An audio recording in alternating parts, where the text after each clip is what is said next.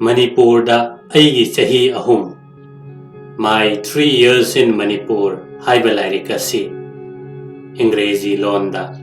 Ithel St. Clair Gremutna. Krista Palising Magasanipan Maribudrama Thoida. Ihan Hanbo in a iraga England the Pongkivani. Mahakasi. Nasidagi Sahi Chamahen Bagi Mamang. Bharat ki Ningtho Pan Balebak Ayamada. British Samrajya Sandorak Pamatam Gamari Rainana. Lising Magasanipan Maribudrama Thoige. Mars Tada. Manipur Thokiva Ningtam Langi Imu Naimu Tanakrava Thodok Aduda Sekiva Saheb Manga Dugi Marakta Yaukrava Matamadugi political agent Toina Manipur Leramba Mr. Frank Grimwood Haibadugi Nupini Mahakna Mapuro Ibagaloinana Lamdam Masida Ihan Hana La Kiva Kongsat Adugi Wari Amasung Sahi Ahum Chupna Manipur Lerakpa Matamgi Manungda Mahakna Kankiva Okiva Hakting Nakiva Awanunga Yiwato Kayabo Larika Sida Paudamli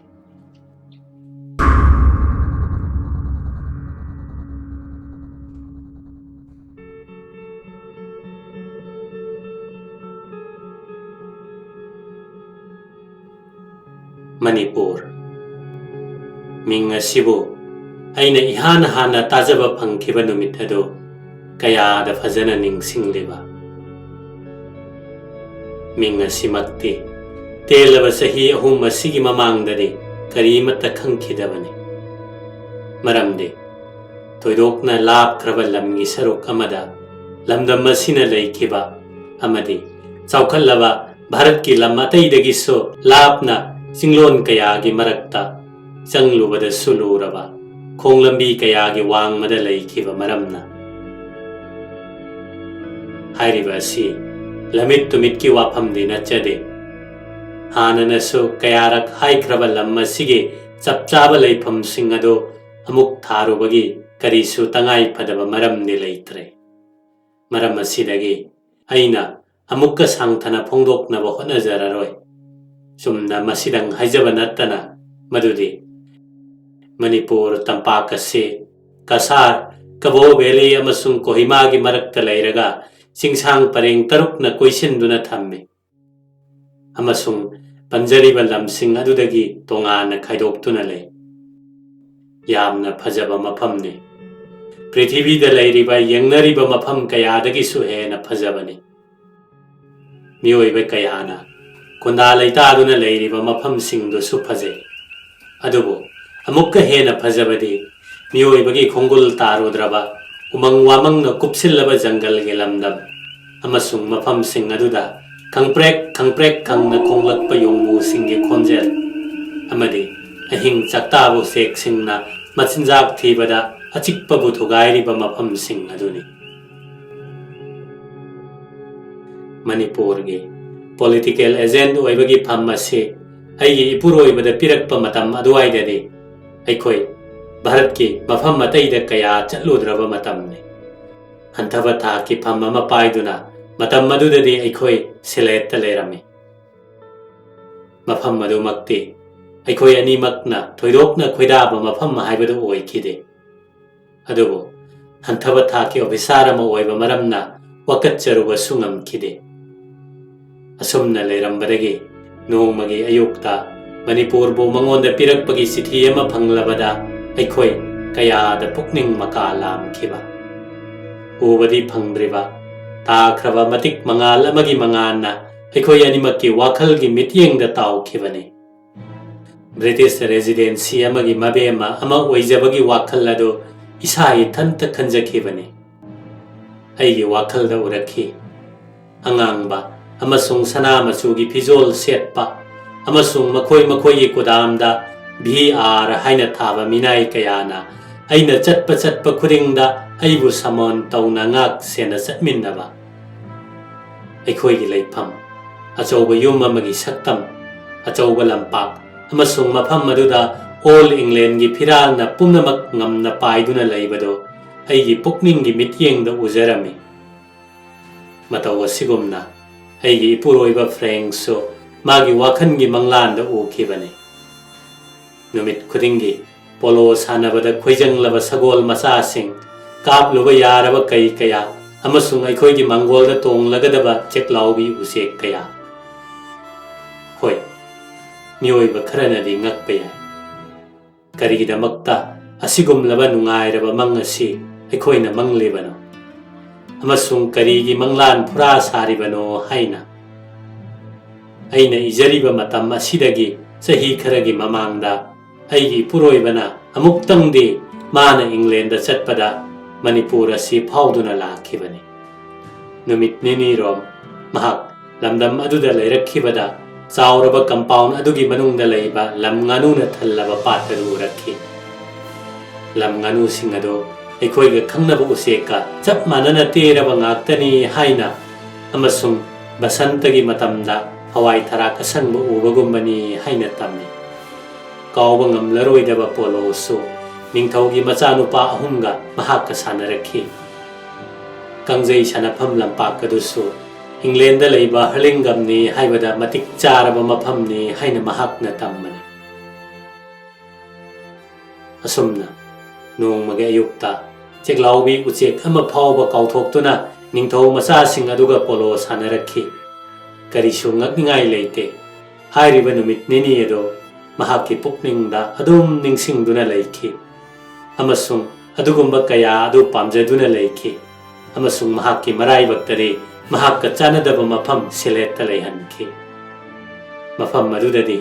polo ꯍꯥꯏꯕ ꯑꯁꯤ ꯈ꯭ꯔꯤꯁꯃꯥꯁꯀꯨꯝꯅ ꯆꯍꯤ ꯑꯃꯒꯤ ꯃꯅꯨꯡꯗ ꯑꯃꯨꯛꯇꯪ ꯁꯥꯟꯅꯕ ꯐꯪꯕ, ꯑꯃꯁꯨꯡ ꯑꯃꯔꯣꯝꯗ ꯍꯥꯏꯔꯨꯔꯒ ꯆꯦꯛꯂꯥꯎꯕꯤ ꯎꯆꯦꯛ ꯐꯥꯎꯕꯅ ꯂꯩꯕꯤꯗꯕ ꯊꯥꯗꯣꯛꯂꯕ ꯃꯐꯝꯅꯤ. ꯃꯔꯝ ꯑꯁꯤꯅ ꯊꯣꯏꯗꯣꯛꯅ ꯃꯤꯍꯧꯅꯔꯕ ꯐꯝ ꯑꯃ ꯃꯉꯣꯟꯗ ꯂꯥꯟꯊꯣꯛꯄꯤꯔꯛꯄꯒꯤꯗꯃꯛ ꯆꯤꯊꯤ ꯑꯗꯨ ꯍꯦꯛ ꯐꯪꯕꯃꯛꯇꯗ ꯀꯌꯥꯝ ꯍꯔꯥꯎꯅ ꯃꯍꯥꯛꯅ ꯂꯧꯁꯟꯖꯈꯤꯕ ꯍꯥꯏꯕꯗꯨꯗꯤ ꯀꯔꯤꯁꯨ ꯉꯛꯅꯤꯡꯉꯥꯏ ꯑꯣꯏꯗ꯭ꯔꯦ. ꯑꯩꯈꯣꯏ ꯀꯌꯥꯒꯤ ꯃꯇꯤꯛ ꯍꯔꯥꯎꯖꯈꯤꯕ ꯑꯃꯁꯨꯡ ꯑꯅꯧꯕ ꯑꯁꯥꯅ ꯊꯜꯂꯕ ꯃꯐꯝ ꯑꯗꯨꯗ ꯈꯣꯡꯁꯥꯟꯅꯕꯒꯤꯗꯃꯛ ꯀꯌꯥꯝ ꯊꯨꯅ ꯑꯩꯈꯣꯏꯅ ꯑꯩꯈꯣꯏꯒꯤ ꯏꯄꯣꯠ ꯏꯆꯩ ꯌꯣꯝꯈꯤꯕ. ꯑꯁꯤꯒꯨꯝꯂꯕ ꯃꯇꯝ ꯑꯁꯤꯗ ꯅꯣꯡꯃꯒꯤ ꯑꯍꯤꯡꯗ ꯀꯟꯅ ꯁꯤꯠꯈꯤꯕ ꯅꯨꯡꯁꯤꯠ ꯑꯃꯅ ꯑꯩꯈꯣꯏꯒꯤ ꯆꯥꯛꯁꯪ ꯑꯗꯨ ꯄꯨꯂꯞꯅ ꯍꯨꯝꯗꯣꯛꯈꯤꯕꯇ ꯅꯠꯇꯅ ꯑꯩꯈꯣꯏꯒꯤ ꯑꯅꯧꯕ ꯀꯣꯜꯂꯤꯛ ꯄꯨꯝꯅꯃꯛ ꯃꯥꯡꯍꯟꯈꯤ. ꯑꯗꯨꯕꯨ ꯑꯩꯈꯣꯏꯅ ꯃꯈꯣꯏꯁꯤꯡ ꯑꯗꯨ ꯀꯔꯤꯁꯨ ꯅꯥꯆꯨꯡꯈꯤꯗꯦ. ꯑꯃꯔꯣꯝꯗ ꯑꯩꯈꯣꯏꯒꯤ ꯌꯥꯝꯅ ꯅꯨꯡꯉꯥꯏꯖꯗꯕ ꯑꯃꯗꯤ ꯑꯩꯈꯣꯏꯒꯤ ꯍꯩꯁꯤꯡꯂꯕ ꯃꯃꯜ ꯌꯥꯝꯂꯕ ꯆꯥꯛ ꯊꯣꯡꯕ ꯄꯨꯖꯥꯔꯤ ꯑꯗꯨ ꯈꯨꯗꯛꯇ ꯊꯕꯛ ꯇꯣꯛꯆꯔꯒꯦ ꯍꯥꯏꯅ ꯑꯩꯈꯣꯏꯗ ꯈꯪꯍꯟꯈꯤ. ꯑꯗꯨꯕꯨ ꯌꯥꯝꯅ ꯅꯨꯡꯉꯥꯏꯖꯩ. ꯃꯍꯥꯛꯀꯤ ꯋꯥꯐꯝ ꯑꯗꯨ ꯑꯃꯨꯛ ꯍꯟꯅ ꯈꯟꯊꯖꯔꯕꯗ ꯑꯩꯍꯥꯛꯅꯁꯨ ꯑꯍꯦꯟꯕ ꯇꯣꯂꯣꯞ ꯄꯤꯒꯅꯤ ꯑꯃꯁꯨꯡ ꯑꯅꯧꯕ ꯀꯣꯜꯂꯤꯛ ꯂꯣꯏꯅ ꯂꯩꯒꯅꯤ ꯍꯥꯏꯅ ꯋꯥꯁꯛꯂꯕ ꯃꯇꯨꯡꯗꯗꯤ ꯍꯔꯥꯎ ꯍꯔꯥꯎ ꯃꯇꯝ ꯑꯃꯨꯛ ꯁꯥꯡꯊꯅ ꯃꯥꯒꯤ ꯃꯔꯥꯏꯕꯛꯇ ꯋꯥꯔꯦ ꯅꯨꯡꯉꯥꯏꯔꯦ ꯑꯩꯈꯣꯏꯒ ꯑꯃꯨꯛ ꯍꯟꯅ ꯂꯩꯃꯤꯟꯅꯕ ꯌꯥꯈꯤ. ꯄꯣꯂꯣꯏꯕꯨ ꯐꯔꯕꯗꯤ ꯄꯨꯝꯅꯃꯛ ꯐꯩ ꯍꯥꯏꯕꯗꯨꯅꯤ. ꯑꯗꯨꯕꯨ ꯅꯨꯃꯤꯠ ꯑꯗꯨꯒꯤ ꯑꯩꯒꯤ ꯄꯨꯛꯅꯤꯡꯅ ꯃꯀꯥ ꯂꯥꯝꯅ ꯅꯨꯡꯉꯥꯏꯖꯈꯤꯕ ꯑꯗꯨꯒꯤ ꯐꯣꯜꯗꯤ ꯃꯃꯩꯗ ꯀꯔꯤꯁꯨ ꯑꯐꯕ ꯑꯣꯏꯈꯤꯗ꯭ꯔꯦ.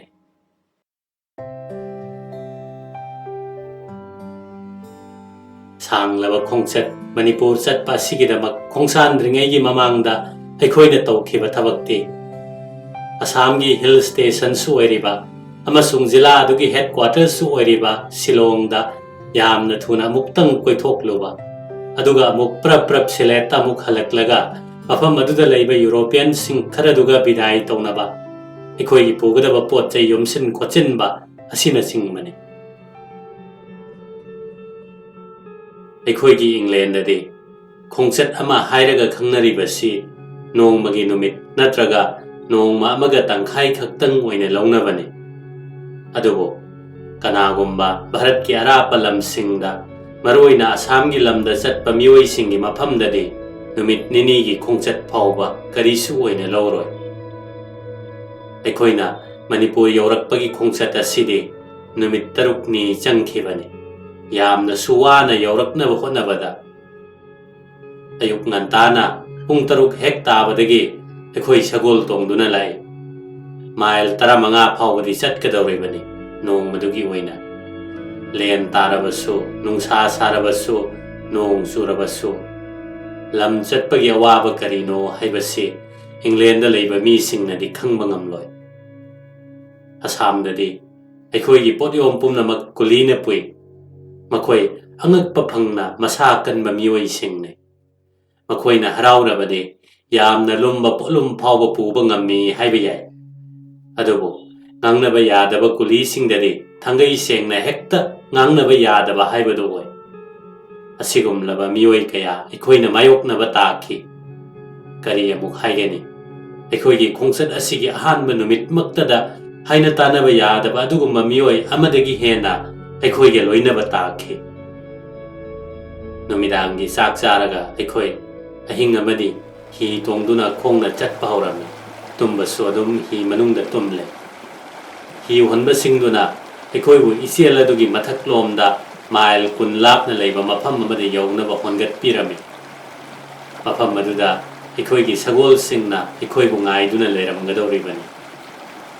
Ahingda hi tongduna chatpasi hairap nungaiba khongchat ama oina thoi. Srit nalaba achauba ipakadugi mathakta Bharat ki oijaba tha ama thokpagom kokthak asida thabal na pungan ngale. Adubo aikhoina tongliba hi adugi mawong mataw adu mi ataina khangba ngamlabadi pukningda nungsiba nungaiba oigadaba pumnamakto adu mangkhigani. Hi sing adu pi mawong maril naidana saba ngaktani.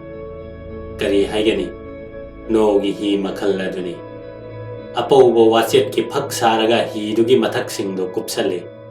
Yamna nemna kuppi madudi aikhoina numidangda hipningakpa matamda pothaningakpa matamda tangai phaduna san saraga pakthaduna changbatai. Hakchang asi chumna lepagi wakhan adudi sungtau tawba yadre.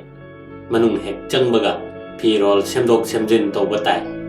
Aduga hi manung aduda thariba aikhoigi kambal mathak aduda adum onba tare. Matam pumnamakta himai chumbagi thabak tawriba nau adu pi. Haibagi maram oihanbana tumlabasu mikap thoi. Khwaidagi hena sathiba amana hi adugi mafam pumnamakta tongliba tin kangsing adu asukki matik yamkhre. Amasung hi aduda yauriba nungai pham khangdraba aikhoibo makhoi singduna yamna ahi apa sana lepa leitana pukning changbibagi mawong tawriba aduni. Laibak thibadagi ahing aduda aikhoigi hi holiba misak ani adu karisu nattaba maramda ningai sangdanarami. Makhoi anibu taisinnabagi-damak marakta lepa yaba mafamsu hi adugi matonda phut mari-damak leirami. Akanba hi honba aduna asonba magi mapang adubu yamna kanba wahida kari-karino hairaga turen aduda intharami. Thanabagi maram adusu khangle.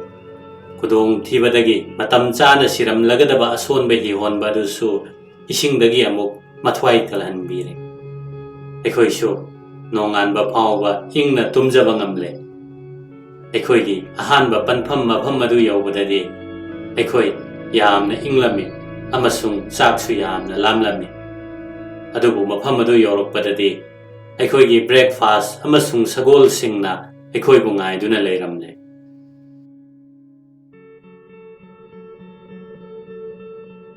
Aikhoigi pot punanabagi-damak ayingba aduda niktuna leiramba kulising aduga aikhoigi oijaba ipot isai kaya adugi maramda amuk yetnaba muknaba hore. Makhoina khonjel amatta oina hairakhi. Mem sahibki upusingsidi puba ngambai wa leite yamale. Achumbani hanadagi asigumba upusing asi aikhoigi khak leikhidri. Aduna aikhoigi upu amamam khudingi yamdrabada kuli ahum-ahumdi soidana paisa piba tabani. Aigi nupana kuli singadugi mawong yengluraga makhoina yaba ngamlaroidaba mawongda wa khare yanare. Wafam singadugi manungda tarong upu amamamgi kuli ani thadokre. Makhoi yamna wabagum lau kongna aikhoigi pot singadu pukhre. Haujik wari makha chathadringaida aina yamna panjaningba amaga leiri. Wafam asidi kanagumba Bharata chatluraba sing adugi pukningdadi hektamak phawgani. Madudi gari amanba thaubada makhon yamna thokpa manba aikhoigi grong grong lauba potyom sing aduna kuli singi mananganda hek thangatkhibaga thoidokna lemjadaba potsak oina uba aduni. Khangde ꯋꯥꯈꯜ ꯑꯁꯤ ꯌꯥꯝꯅ ꯍꯟꯊꯩ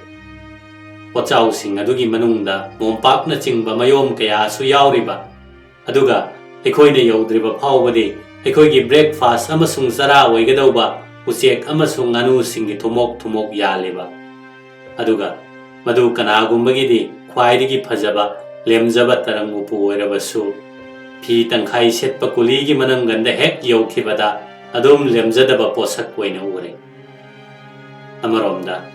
ꯇꯔꯪ ꯎꯄꯨ ꯑꯗꯨꯗ ꯃꯌꯦꯛ ꯑꯉꯧꯕꯅ ꯊꯥꯔꯤꯕ ꯃꯤꯡ ꯑꯗꯨꯕꯨ ꯀꯔꯤꯒꯨꯝꯕ ꯁꯦꯔꯥꯅꯅ ꯎꯔꯨꯔꯕꯗꯤ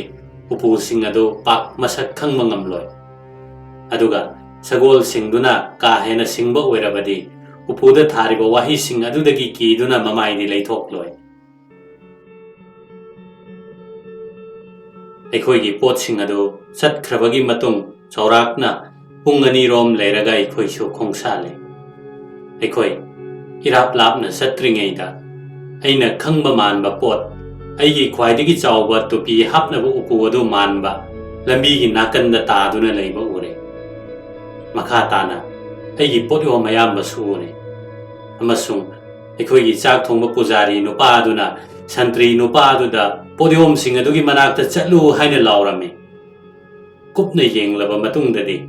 ꯑꯩꯈꯣꯏꯒꯤ ꯀꯨꯂꯤꯁꯤꯡ ꯑꯗꯨ ꯂꯣꯏꯅꯃꯛ ꯆꯦꯟꯈ꯭ꯔꯦ ꯍꯥꯏꯕ ꯈꯪꯂꯦ ꯃꯈꯣꯏꯁꯤꯡ ꯑꯗꯨ ꯀꯗꯥꯏꯗ ꯆꯦꯟꯈ꯭ꯔꯕꯅꯣ ꯍꯥꯏꯕꯗꯨꯗꯤ ꯑꯩꯈꯣꯏ ꯀꯅꯥꯅꯁꯨ ꯈꯪꯂꯝꯗꯦ ꯑꯗꯨꯕꯨ ꯃꯈꯣꯏꯕꯨ ꯑꯃꯨꯛ ꯍꯟꯅ ꯐꯪꯕꯁꯨ ꯑꯣꯏꯊꯣꯛꯂꯝꯗꯦ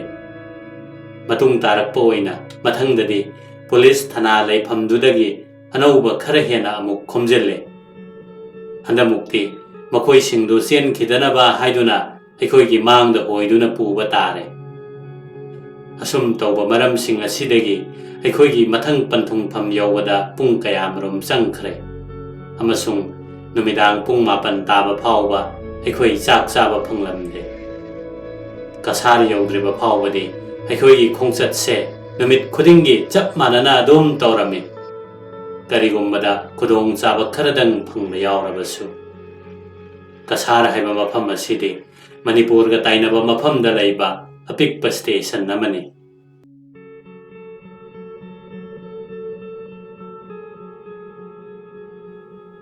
ꯀꯁꯥꯔ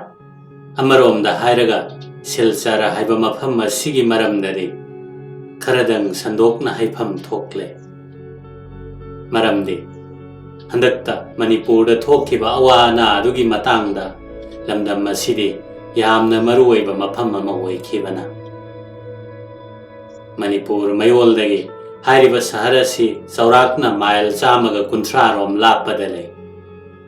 मणिपुरगी अरोइबा पनखैदगिदि माइल 13 खक्तनि कसार जिलादगी मणिपुर स्टेट असि जिरी कौबा तुरेन अमना खाइदोइ अमसुंग मफम मदुदा अखोइगी सिफाई सिंगसु ले सिलचर हाइबा सिदा चुमनगी प्रजा ngaakpagi मियोइ सिंग लैबता नतना मतम पुमनमक्ता सिफाई रेजिमेंट लैजरबसु अमसुंग असम की जिला अयाम्बदगी हेना यूरोप की मी सिंग यामना लैजरबसु हारिबा मफम असिमक्ति यामना चाउबा स्टेशन दि नत्ते मफम असिदा चा थाबा मीगे कांगलुप यामना लै अमसुंग चा थाफम लंपाक मरांग कायना लै चा थाबगी थबक तौबा मियोइ सिंगदि यामना तोइना लाकपा अमसुंग चटखिबा तौइ मरुइना निंगथम थागी मतमददि मखोइना नुंगाइजबा मतमने मरमदि मतम असिदा हप्ता ममम चुपना सगोल लमजेन अनि अहुम लक तौइ अनक्पा अमसुंग अरापदगी मी कया सुलकनै सिलचर हाइबा लम असिदि हौखिबा चही अदुगी मनुंगदा अवाना कया उजख्रबने सोक 1974 सेप्टेम्बर थादा मी पुमनमक्की वखल से लोसाई सिंगना थोखनखिबा मांगता अवाबा कया अदुदा अदुमक लेरुरबने आइजोलगी लानबम नरोमदा सिफाई कांबुना चिंगदु यौनबा अमसुंग लोसाई सिंगी मिनुंगसी खंगदबा थबक्तुगी लमन खुमनबा लाखिबसु कयाने ममन यामलबा मियोइ अनिगी पुंसी सुमांगखि लोसाई कांबुना ओतनैबा अदुदा हप्ता खरगी मतुंगददि मयामगी पुकनिंग असे मणिपुरगी हानगी महाराज ओइरंबा निपा अदुबु ꯌꯥꯝꯅ ꯎꯅꯅꯤꯡꯂꯝꯃꯤ꯫ ꯃꯍꯥꯛꯇꯤ ꯃꯅꯥꯎꯅꯤꯄꯥ ꯁꯦꯅꯥꯄꯇꯤ ꯑꯗꯨꯅ ꯇꯥꯟꯊꯣꯛꯄꯤꯔꯛꯂꯕꯗ ꯕ꯭ꯔꯤꯟꯗꯥꯕꯟꯒꯤ ꯁꯦꯡꯂꯕ ꯃꯐꯝꯗ ꯆꯠꯆꯔꯅꯤ ꯍꯥꯏꯗꯨꯅ ꯃꯅꯥꯎꯅꯤꯄꯥ ꯑꯍꯨꯝꯒ ꯂꯣꯏꯅꯅ ꯂꯝꯗꯝ ꯑꯁꯤ ꯐꯥꯎꯗꯨꯅ ꯂꯥꯛꯈꯤꯕ ꯑꯣꯏꯔ ꯃꯥꯜꯂꯦ꯫ ꯍꯥꯟꯅꯒꯤ ꯃꯇꯧꯒꯨꯝ ꯈ꯭ꯔꯤꯁꯃꯥꯁ ꯃꯇꯝ ꯌꯧꯔꯛꯄꯗ ꯁꯒꯣꯜ ꯂꯝꯖꯦꯟ, ꯖꯒꯣꯏ, ꯆꯥꯛꯆꯥ ꯍꯩꯖꯥꯅꯕ ꯀꯌꯥ ꯄꯥꯡꯊꯣꯛꯈꯤ꯫ ꯑꯗꯨꯕꯨ ꯈ꯭ꯔꯤꯁꯃꯥꯁꯀꯤ ꯁꯔꯤꯛ ꯈꯤꯡꯕ ꯍꯦꯛ ꯂꯣꯏꯈꯤꯕꯒ ꯑꯅꯧꯕ ꯆꯍꯤ ꯍꯧꯔꯛꯄꯗ ꯁꯥꯊꯤꯅ ꯃꯥꯡ ꯇꯥꯛꯄꯒꯤ ꯄꯥꯎ ꯄꯨꯔꯛꯈꯤ꯫ ꯄꯥꯎ ꯑꯗꯨꯅ ꯃꯤꯄꯨꯝ ꯈꯨꯗꯤꯡꯃꯛꯀꯤ ꯃꯥꯏꯊꯣꯡꯗ ꯂꯥꯡꯁꯤꯟꯍꯟꯈꯤ꯫ ꯑꯗꯨꯕꯨ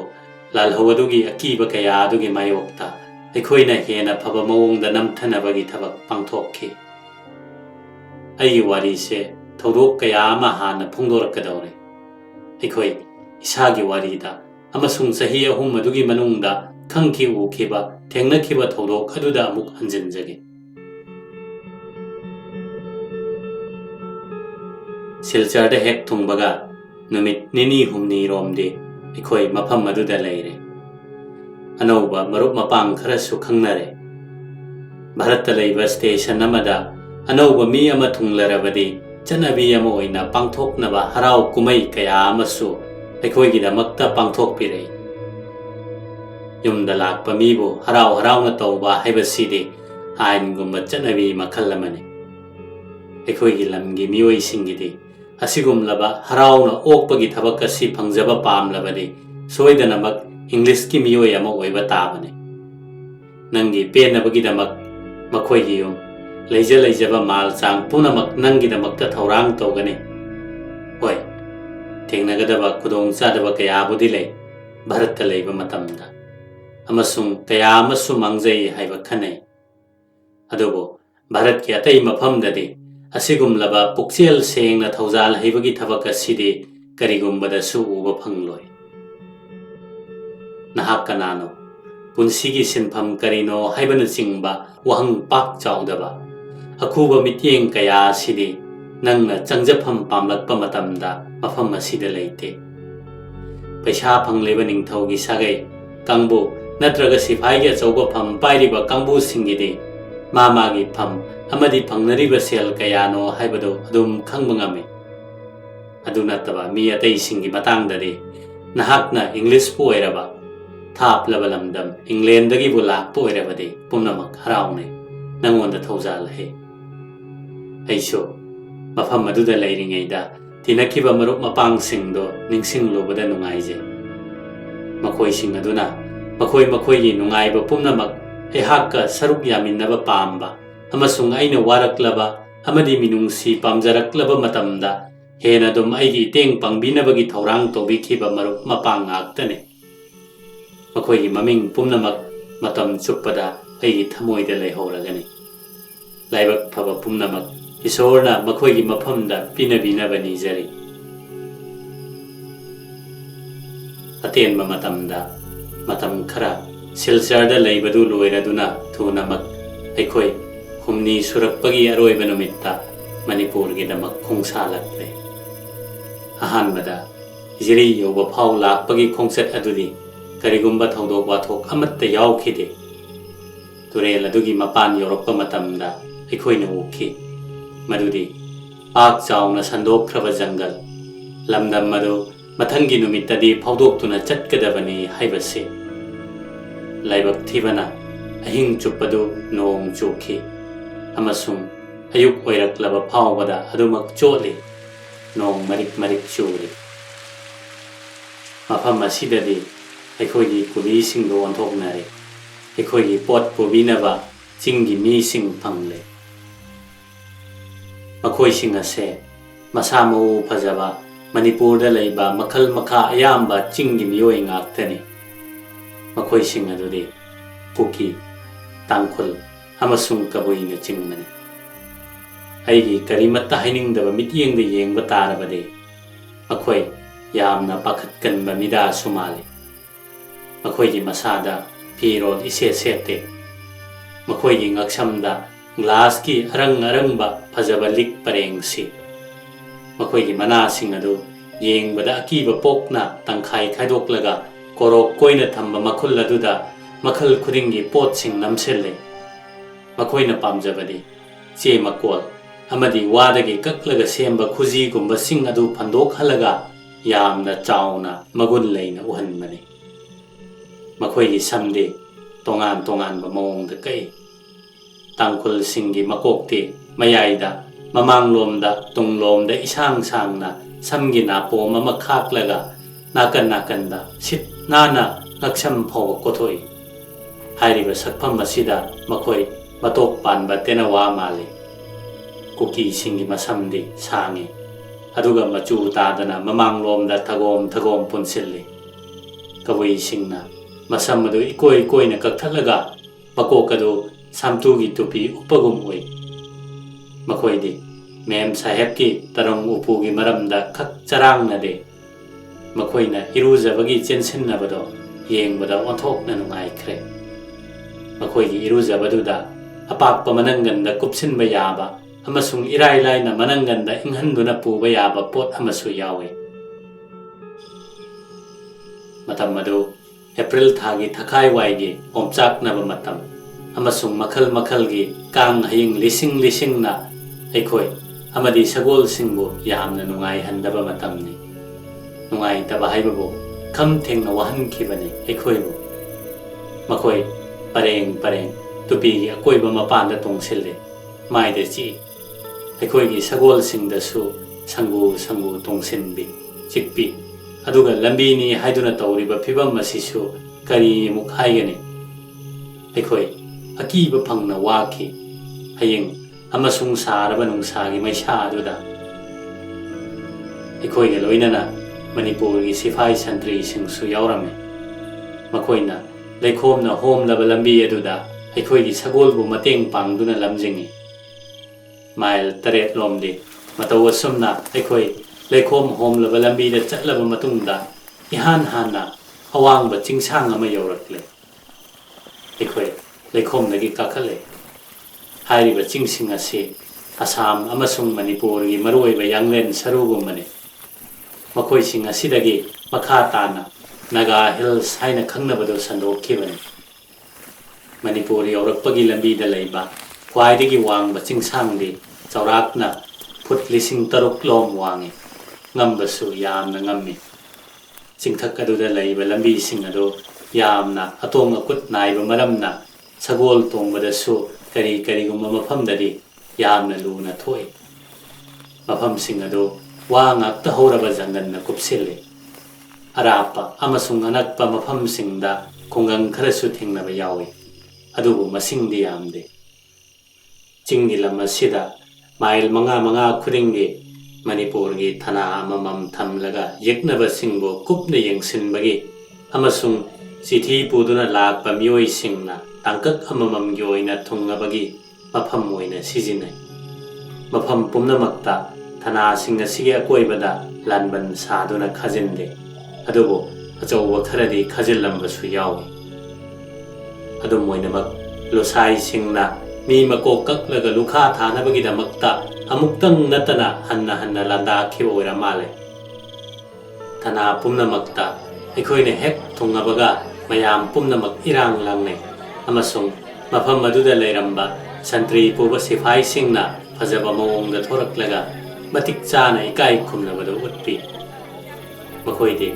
टॉप टॉप बेंगोल खोंगबसी यामना पामजे अदुना ओइथोकपा याबा मफम मतम खुदिंगदा बेंगोल खोंगबसी सिजिने अदुबो नुमित अदुदे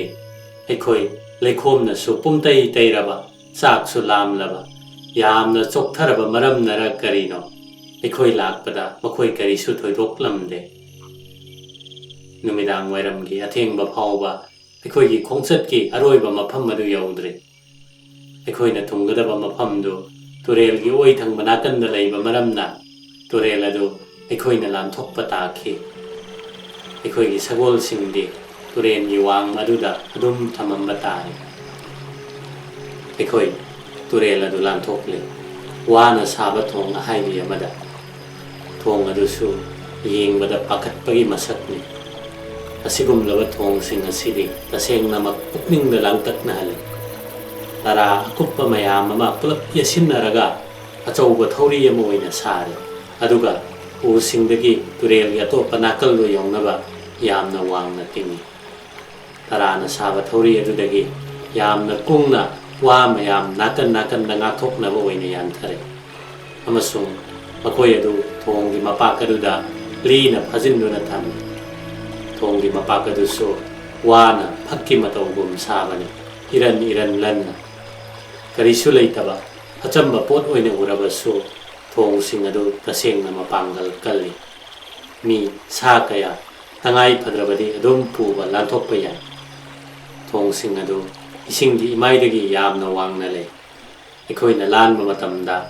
ꯐꯛ ꯀꯥꯔꯛ ꯀꯥꯔꯛꯀꯤ ꯑꯍꯣꯕ ꯑꯗꯨꯗ ꯃꯈꯥꯒꯤ ꯏꯁꯤꯡ ꯎꯕ ꯉꯝꯃꯤ꯫ ꯑꯃꯔꯣꯝꯗ ꯊꯣꯡ ꯑꯗꯨꯒꯤ ꯃꯌꯥꯏ ꯌꯧꯔꯛꯄ ꯃꯇꯝꯗ ꯌꯥꯝꯅ ꯅꯨꯡꯉꯥꯏꯇꯕ ꯃꯑꯣꯡ ꯑꯃꯅ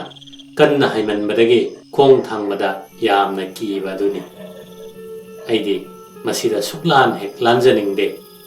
ꯌꯥꯝꯅ ꯃꯑꯣꯡ ꯆꯥꯗꯅ ꯑꯃꯨꯛꯇꯪꯁꯨ ꯅꯠꯇꯅ ꯇꯨꯁꯨ ꯇꯨꯁꯟꯈꯤꯕꯅꯤ,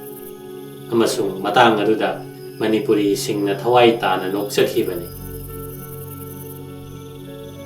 ꯑꯩꯈꯣꯏꯒꯤ ꯄꯣꯊꯥꯐꯝ ꯁꯪ ꯑꯗꯨ ꯌꯧꯔꯕ ꯃꯇꯨꯡꯗ ꯅꯣꯡ ꯀꯟꯅ ꯆꯨꯕ ꯍꯧꯔꯝꯃꯤ꯫ ꯃꯍꯩ ꯃꯔꯣꯡ ꯊꯝꯐꯝ ꯃꯥꯟꯕ ꯑꯆꯧꯕ ꯋꯥꯅ ꯁꯥꯕ ꯃꯐꯝꯅꯤ꯫ ꯊꯣꯛꯐꯝ ꯆꯪꯐꯝ ꯑꯃꯠꯇꯃꯛ ꯌꯥꯎꯔꯒ ꯊꯣꯡꯅꯥꯎ ꯑꯃꯠꯇ ꯄꯥꯟꯗꯦ, ꯑꯗꯨꯒ ꯂꯩꯃꯥꯏ ꯑꯗꯨꯁꯨ ꯂꯩꯕꯥꯛꯀꯤꯅꯤ꯫ ꯂꯩꯐꯝꯅꯤ ꯍꯥꯏꯔꯤꯕ ꯃꯐꯝ ꯑꯁꯤꯗ ꯀꯔꯤꯒꯨꯝꯕ ꯃꯈꯜꯒꯤ ꯐꯥꯟ, ꯆꯧꯀ꯭ꯔꯤꯅꯆꯤꯡꯕ ꯐꯝꯐꯝ ꯂꯥꯛꯐꯝꯒꯤ ꯄꯣꯠ ꯑꯃꯠꯇ ꯂꯩꯇꯦ꯫ ꯑꯩꯈꯣꯏꯒꯤ ꯄꯣꯠꯌꯣꯝꯁꯤꯡ ꯑꯗꯨ ꯂꯥꯛꯇ꯭ꯔꯤꯕ ꯐꯥꯎꯕꯗꯤ ꯂꯩꯕꯥꯛꯇ ꯐꯝꯗꯨꯅ ꯉꯥꯏꯕ ꯅꯠꯇꯅ ꯀꯔꯤꯁꯨ ꯇꯧꯅꯤꯡꯉꯥꯏ ꯂꯩꯔꯝꯗꯦ꯫ ꯑꯩꯈꯣꯏ ꯂꯣꯏꯅꯃꯛ ꯍꯛꯆꯥꯡꯁꯨ ꯉꯝꯗ꯭ꯔꯦ, ꯆꯥꯛꯁꯨ ꯌꯥꯝꯅ ꯂꯥꯝꯂꯝꯃꯤ꯫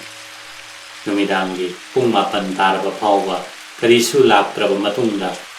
ꯆꯥꯛꯈꯨꯝꯒꯤ ꯄꯣꯠ ꯆꯩꯒ ꯂꯣꯏꯅꯅ ꯆꯥꯛ ꯊꯣꯡꯕ ꯑꯩꯈꯣꯏꯒꯤ ꯄꯨꯖꯥꯔꯤ ꯑꯗꯨ ꯂꯥꯛꯂꯦ꯫ ꯑꯩꯈꯣꯏꯒꯤ ꯆꯥꯛꯂꯦꯟ ꯂꯩꯃꯥꯏꯗ ꯑꯗꯨꯝ ꯆꯥꯔꯒ ꯑꯩꯈꯣꯏꯒꯤ ꯑꯔꯨꯝ ꯑꯔꯨꯝꯕ ꯄꯣꯠ ꯃꯣꯝꯄꯥꯛꯅꯆꯤꯡꯕ ꯁꯥꯃꯨꯗ ꯄꯨꯔꯛꯀꯗꯕꯁꯤꯡ ꯑꯗꯨ ꯂꯥꯛꯇ꯭ꯔꯤꯕ ꯐꯥꯎꯕꯗꯤ ꯑꯌꯨꯛ ꯄꯨꯡ 2 ꯇꯥꯕ ꯐꯥꯎꯕ ꯉꯥꯏꯕ ꯇꯥꯔꯝꯃꯤ꯫ ꯄꯨꯡ 4ꯒꯤ ꯃꯇꯝꯗꯨꯗꯤ ꯑꯋꯥꯕꯒꯤ ꯃꯁꯛꯅꯤ, ꯃꯔꯝꯗꯤ ꯀꯥꯡ, ꯇꯨꯃꯤꯠ, ꯁꯪꯒꯨ ꯄꯥꯏꯁꯤꯜꯂꯛꯇꯨꯅ ꯑꯩꯈꯣꯏꯒꯤ ꯈꯨꯠ ꯃꯥꯏꯅꯆꯤꯡꯕ ꯍꯛꯆꯥꯡ ꯀꯨꯞꯁꯤꯟꯗꯕ ꯃꯐꯝ ꯄꯨꯝꯅꯃꯛ ꯆꯤꯛꯂꯝꯃꯤ꯫